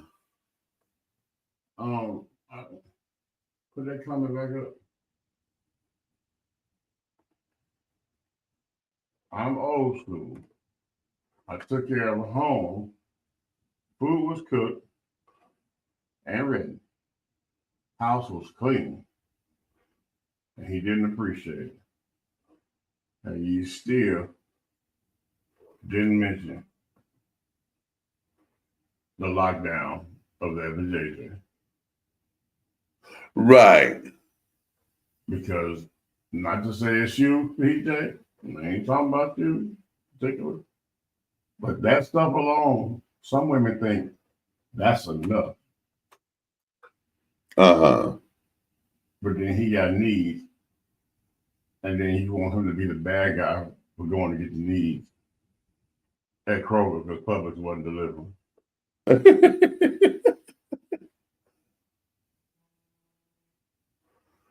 I tell you like this.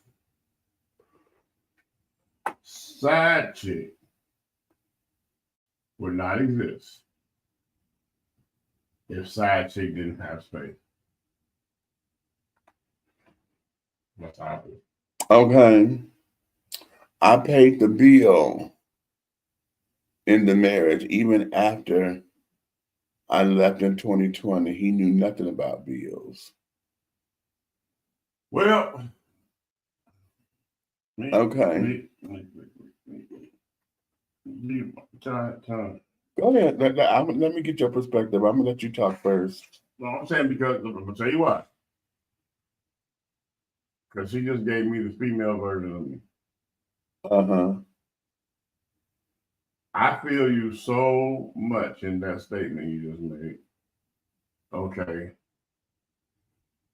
But I have to say, self-infliction is a terrible place to be. Yes. Because just like I had control over that, you had control over it as well.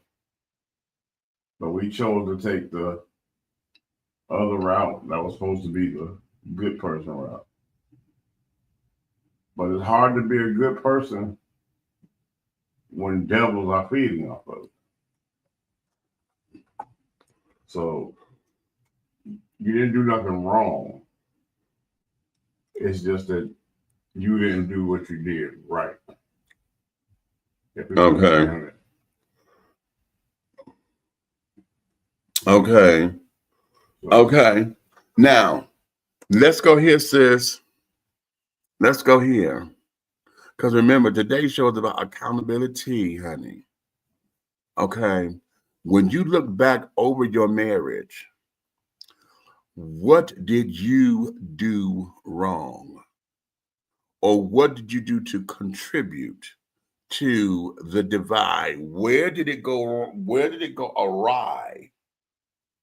When you could pinpoint and say, and it may not have been your fault when it went awry, but you got responsibility in it somewhere, because when it went awry, it stayed awry.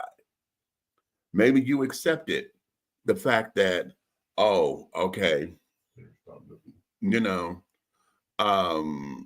maybe you accepted that, oh, it's just a one-time thing, and whatever it is. Maybe you accepted that I'm gonna turn a blind eye because no, this ain't happening. I'm gonna pray to God and then God just take it away. Okay, instead of dealing with it. Okay, maybe whatever that is.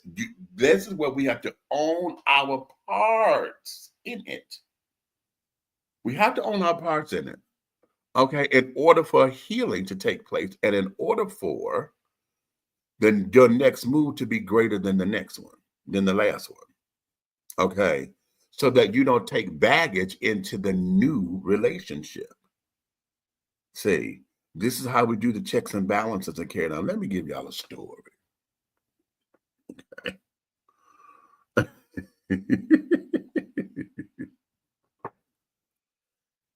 Here was something that I had to learn. Okay. I love her to respect. Okay. Okay, the power of love. Okay. My former, okay, Michael. I've told y'all about Michael several times before, but I'm saying this, I can show y'all where I had to learn to take me into this, okay? Because I had to look at I had to take accountability for my self-esteem issues. I had to take accountability for allowing myself to push past the red signs and the red flags. I went beyond everything I said I did not want to do. Okay, why? Because I thought I was in love, and what I was I was infatuated, and I was in fantasy. Okay, this wasn't working. I was gonna make it work because I got a boyfriend finally. Okay, all my friends had boyfriends, and you know, I was, it took me a minute before I could get a boyfriend, and this, that, and the other. So I got mine. Well, hell, mine was on crack. Okay, literally. Okay. So every time I'm thinking I'm spending time or going down here to go spend time with him, he duped me. I paid his way in or whatever. Hey, baby, I said, here, go get us some drinks and carrying on. He would go, and I never thought about my change or whatever because I'm dancing. I'm hanging out and Well, my drink would be on the table or whatever. He'd come find me on the dance floor. We may have danced maybe 2 songs. He said, okay, hold on, I'll be right back. Well, the bar was huge or whatever. So I'm like, okay. He done found some of his other friends or whatever. We said to pick in. I had not paid no attention. This fucker done left the damn bar to go get high. Why? Because shit, he just got high money from me. Okay. The hustle is real. Just got high money from me. You can't out-count a crack dealer. Okay. So all this time, I gave this boy 3 years of my life in a relationship, supposedly. Now, mind you, again, I say relationship, but it wasn't that. I was in fantasy. Because my reality was, it was not. Okay, it was not. But I was going to make it because that's what Demetrius wanted, and I'm gonna do, and this was my God, and he was the first boy to ever tell me I was cute and didn't want nothing in God. He didn't want nothing, I said, girl, turn the car around, bitch. That's trade. Traded me, honey, for the white girl.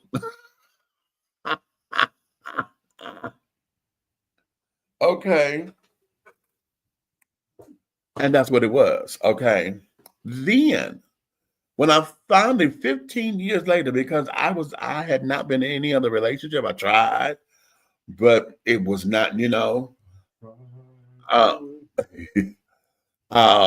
but then I got shot down because either I was too feminine for guys, or I was too tall, or I was too boisterous, I was too flamboyant. I was always too something. Okay. And I got landed in the friendship zone. So for 15 years, I'm sitting up here trying to get into relationships, but I basically put a block up because I did not want to experience the same kind of hurt that I did with Michael. Now, mind you, I had to learn that I hurt myself because a lot of that shit was mental and carried on that I put myself through. Okay. Over somebody who was addicted to drugs. And so I finally got my moment. This was a few years ago. And I had my neck rolled, right? Oh, you such and you did this, and how dare you? And oh, you hit me. And all that was hot air. Why? Because he sat down and told me, he said, Demetrius, he says, I can't say that I didn't do it because you're telling me. And he said, I apologize for hurting you because I can hear the pain in your voice after all these years. He said, but can I be very honest with you? I don't remember shit. He said, because, That was a real crack. See, it was like real crack. They called the epidemic, and then there was watered down crack. Okay. They call that crevice. It's just.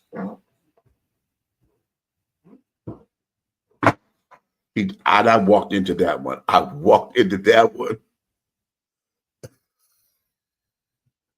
laughing crevices. I'm gonna beat you. I walked into that with Jesus. But he then said, everything that I did at that time was to support my high. So I did any and everything to get my high. So that left me and my $5 ass, okay, looking like 2 cents waiting for change. Because I wanted him to, bitch, no, it wasn't gonna go down. So that just diffused all of my rah that I thought I was gonna give. And then I said, oh, and then I had to sit back and be like, and tell myself, bitch, you did all. And then of course I played it in my head, right? And so you have to sit up there and play the whole thing of, girl, this is all you. You a crutch. Okay. This is all. You know, when people tend to look the other way during the people that are the addiction syndrome. They're a part of the addiction syndrome. They're not the one that's the addict. Yes. They tend to look away. It becomes an invisible habit. Mm-hmm. You know what I'm saying? And they kind of make it one of those things that I know this is happening in front of me, but I'm going to blank that in the next part of the conversation. Mm-hmm. You know what I'm saying? Mm-hmm. And I've watched people go through that, like on some toxic level, like in a relationship, this is happy, you know what I'm saying? And then your anger is when they go out the door by themselves. Okay. Because in your mind, you know that once they go out the door by themselves, if it ain't a binge, it's gonna be at least a bump they're gonna get. Right. And you trying to make light of that just to have a person in your life. Just listen. Just to be close to you. Listen. And I'm always reminded of a line in the movie Claudine. When they were sitting on the bus, all the housekeepers that Claudine had just got on the bus, they were in the back of the bus, and they was talking about their man, honey. And the one helper said up there, she said, well, girl, a piece of man is better than having no man at all. And everybody wanted to, that was the hot little thing to say at the time. But then I whenever I would say that to somebody, I said, well, it all depends on which piece you got. Do you got the asshole in because you get all the shit? Okay, because this one got the hands. Okay, that one got the bank account because they got the money. That one got the dick. So what part you got? You know? That sounds like y'all breaking down a hole.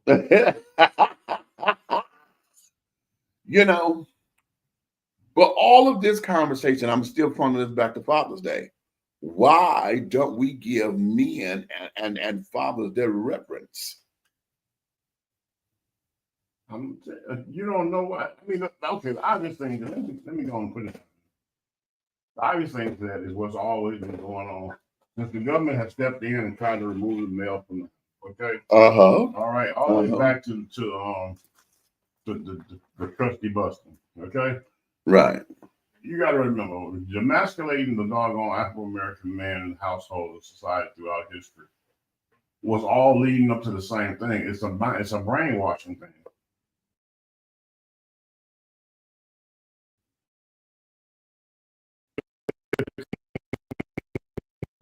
16 years old, you hear the man bashing, right, in the circles of the sister Yaya hood. You know what I'm saying? Sitting around talking about your daddy and your uncles and every other man. And have something bad to say. They never had nothing good to say about the great stuff they did. And that's what you heard kids imitate the atmosphere. That behavior goes over to a high school level conversation. It goes from that conversation to an adult based on experiences that you done dealt with through high school, through after high school, with men that have broken your heart. Mm-hmm. You know what I'm saying? All it takes is you to hear the older women do this, have your first heartbreak. That's it. Now you have a label, and you're gonna just consider this toxic gluttony is gonna keep going. The ball is gonna just keep getting bigger and bigger, like making a snowball. You just keep rolling it, and it's gonna keep picking up snow. Right. And it's just gonna get until somebody breaks the chain and realize to be accountable for what you have allowed this man to do to you. Exactly. Exactly. You're not, hey, ladies. Exactly.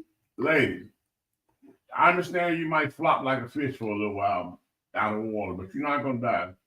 Okay? Just because you become accountability or something. You know, saying I'm sorry don't mean your mouth gonna fall off. Oh. You know, these things, I don't understand that. You can't fix your mouth to say sorry.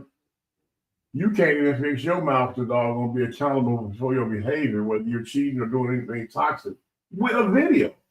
Somebody showing you, is that you? And immediately you say, you never come home. I need somebody there for me.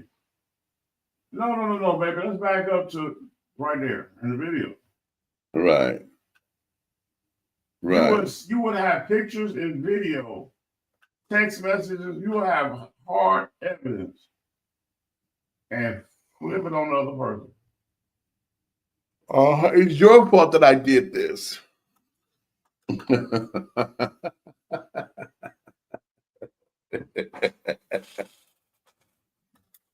Right. It's your fault that I had this other man's baby. Right. Mm-hmm. Oh, and shout out to the females that were in a beautiful relationship, monogamous, where the man was providing, doing everything he's supposed to do, and it just wasn't enough for you because you want everything and anything all over the world, and you wasn't giving him none of the intimate things that he needed in that doggone monogamous relationship that he thought he was in. And then definitely got to give a powerful shout out to y'all, how you actually leave the relationship and go and put and just totally put a glizzy in your mouth where you wasn't putting a glizzy in a familiar mouth. So strange glizzies. Shout out to the strange glizzy in your mouth. Not the strange glizzies. Right. Because the familiar glizzy wasn't good enough. All right. The strange glizzy. Well, all right. But again, we're talking about accountability, darling. Would you say, baby? No, they wanted to do it because they wanted to. And oftentimes, now here's accountability. If you know that monogamy ain't your thing, go on. If you know your whore, go ahead. Right. Matter of fact, go ahead. Let me help you. Okay. If monogamy is not your thing, don't send nobody down the road with you. Okay? Because everybody's not playing the same game. If you know that you are not going to have one particular person that you want a harem, then you need to say that. Okay.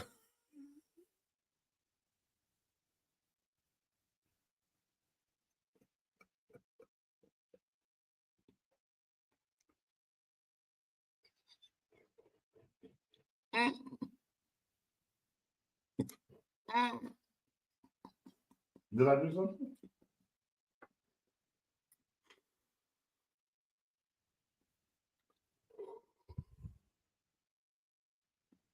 Okay. I was trying to help you take people in. I know. Back to the harem. Right. I'm trying to stay in character. Before we left off it.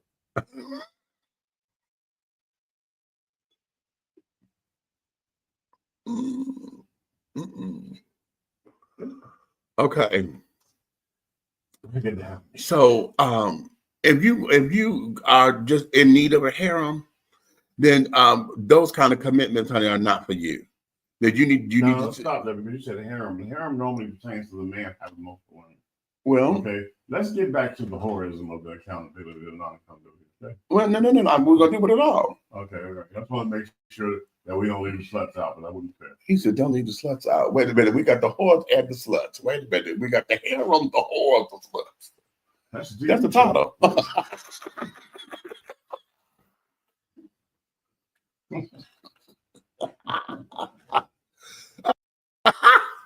That's the title. Tyler Perry better But but we have to be honest with that, because see, y'all know y'all will hear me say this until God takes me home. In this particular world, honey, we have got to be honest with what the fuck it is that we want. You have to be honest. If you are not monogamy bound, then honey, just be happy to have friends with benefits. And why are we going down this lane of, oh baby, you're the only one, and yet you sitting up here fucking somebody on the day of your wedding or the day before, or the day after, or the day after? Okay, amazing. How? I'm not looking at his ass. What? He told her amazing. I'm not looking at him. We have to be completely honest with those things. And here's here's where the honesty and the accountability comes into play. It's not that people who go out and have extracurricular whatever they're not lying when they say, no, I love my wife or I love my husband. That's not the lie. That's not the lie. The lie comes in when you know this is not all that you wanted. You know that shit has changed, and you have not come to the place that you know what, something ain't working out. Okay, we're not working out because something is different. Okay, something is different. Okay, and since this is cheating, we're talking about going outside of the marriage, whatever. Oh, well, the best time to cheat that I found out over the is years, is when your significant other's in the hospital and they can't get out the hospital bed to get to you. And that's a quick time to doggone drop your pants or raise your leg. You know what I'm saying? Okay. I'm just trying to help y'all out that can't help yourself. So now, if you know that this ain't you, oh no, I'm going to it's not a lie when you say, no, I love my wife and I love my husband.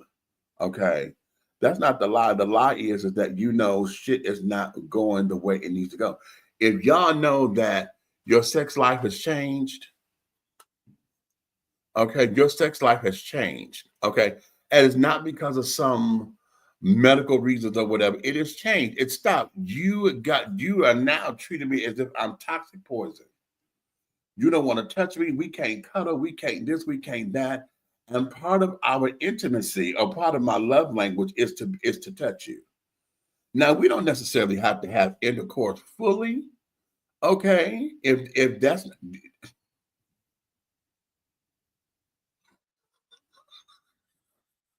and there you go. He's gonna be innocent. But you know when something has changed and it's not together. And if you don't open up your damn mouth, pun intended, if you ain't opening up your mouth and say, hey, something's wrong here. Okay, why am I feeling this way?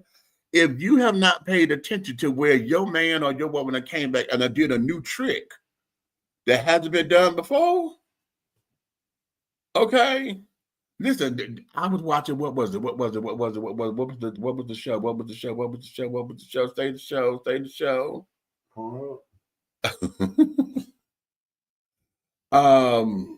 I think it was L.A. Law. Yeah, I think it was L.A. Law. Okay, and the husband and wife team who are married in real life. This, I don't know if y'all remember this, but they had introduced the butterfly move. Okay, it was called the butterfly. And when they got finished, girlfriend got up. She stood up in the bed. She said, "You been cheating on me?" He said, "No. What are you talking about?" She said, "What the fuck was that?" She said, "You ain't never done that before. What was that?"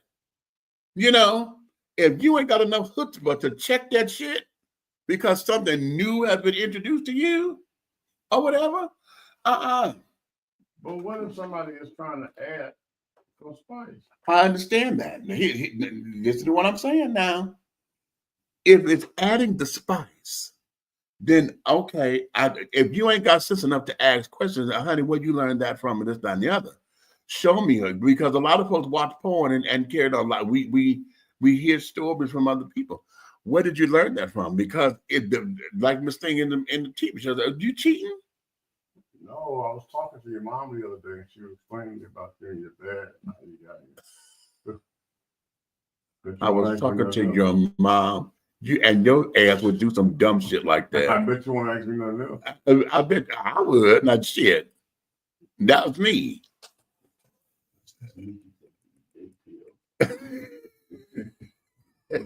Shit. Okay. But if you're not inquisitive or whatever, honey, okay, and all of that, then no, darling, no. This is where all of this comes down to play. It all comes down to play in accountability. It's all about that. Men folk. Okay. You know, they fall for it worse than anybody. What? Guys, your girl, you know what I'm saying? You know what I'm saying? She's blowing you off on Christmas only type thing. And, right. You around here don't care about no months in the world. You waiting on December. But, you know,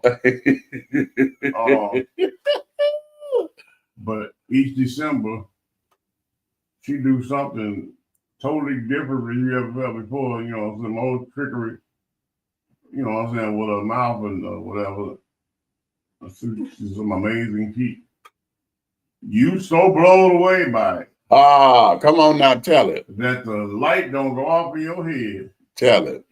That the other 11 months has been rehearsal.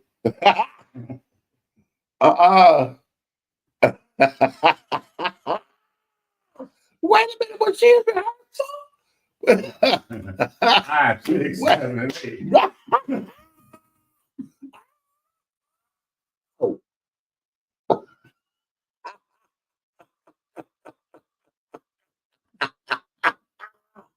Now you talking my language. He said rehearsal. Okay, wait a minute. Places, everyone. Take it from the top. Okay. We're going to do a full run through. Okay, you better be off book, honey, okay? If you have a problem with your line, call for the line. We're going to keep this thing rolling. If we got any pauses, we're going to take it from the top again. You'll be here all night, okay? Fuck with me if you want to. Okay. Exactly. Okay. But who am I? So all of that, honey, when we talk about accountability, all right?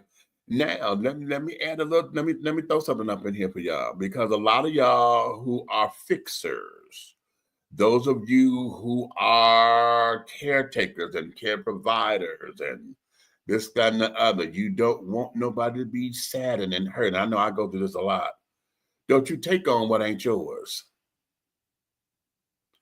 Do not sit down there and think that it is your responsibility to be accountable for something that ain't yours. This is true. You understand? See, you don't like the tension because everybody hot and everybody mad. So you want to be the first to apologize, to fix it so everything can get right. Fuck that. You'll be mad. Okay, now it took me, and I still haven't mastered it. But it took me a long time to get to where I am now. Ooh. Right. You just need the right bait. To get okay. Up in the right place. And that way you can masturbate. Let me go get me some water. What? Did I say something wrong? Let me get me some water. Wait a minute. Yeah. Let me get me some water. Because this one. We have a technical difficulties over there. With accountability in the rainbow world. Can't stand it. I'll be right back. Angelo Ellerby, the Henry Higgins of hip-hop, is the founder, president, and CEO of Double Exposure Media Relations. Double Exposure Media Relations is a full-service public relations, marketing, and artist development firm specializing in publicity, photography, artist promotion and artist development, makeup artistry, event production, and EPK development. Celebrating over 45 years in the industry, Angelo believes that a culture that does not take care of nor respect its artists is a culture that leaves nothing behind to appreciate. Let Angelo help you make dollars and cents of the entertainment industry. Contact Double Exposure Media Relations at 201-224-6570. That's 201-224-6570.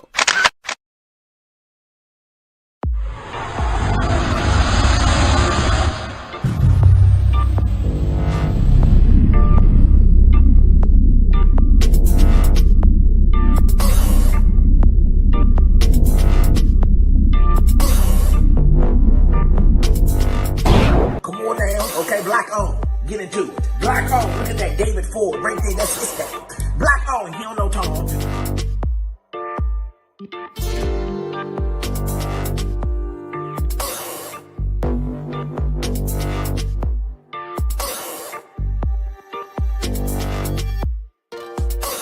Look at that David Ford, that's his thing. He don't know Tom. Yeah.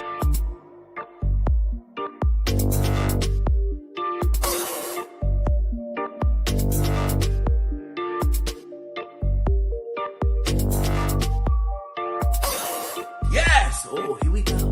Oh, I can't see the demons. I can't see the demons, but I can see the light. We are creating black luxury across this country.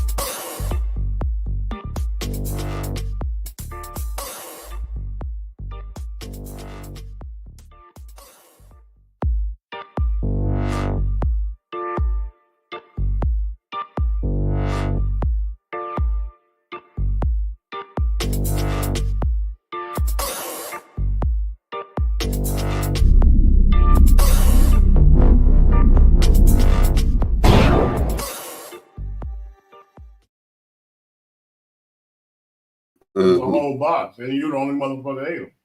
Oh no, we in. All right. Did you hear that? Oh, okay. What you say? You can't save the world, honey. Listen, listen. Y'all will hear me say this constantly too. Every now and again, Superman had to go back to the Fortress of Solitude. Every now and again, Wonder Woman had to go back to Paradise Island. Okay. Every night, Batman went back to their goddamn Batcave.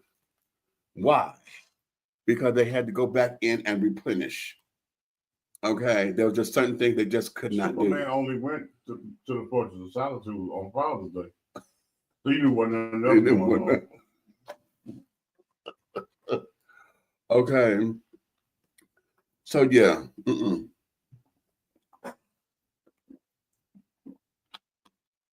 That's what we deal with children. So having said that, I had to go get me some water. I've been having this dehydration thing last couple of days. Now, before we go, I'm going to share with y'all something. Mickey wants to share. Oh, Lord. You know what? Sometimes I think my life, honey, is just for entertainment purposes only. Okay.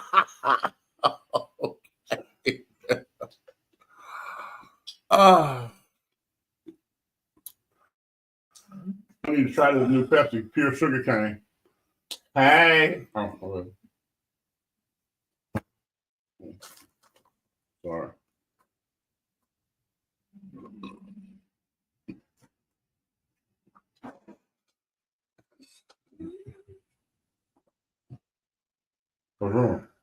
It's Pride Month. That's all.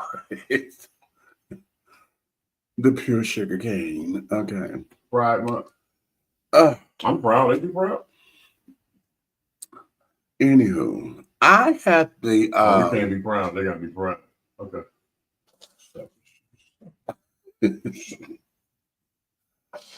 wait a minute, let me tread lightly with this story. Better. Bad primer.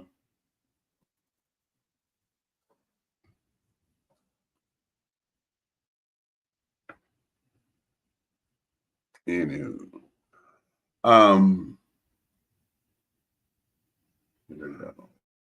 no, I went to go entertain heterosexuals. Okay. Like you were dancing on the road. I wasn't.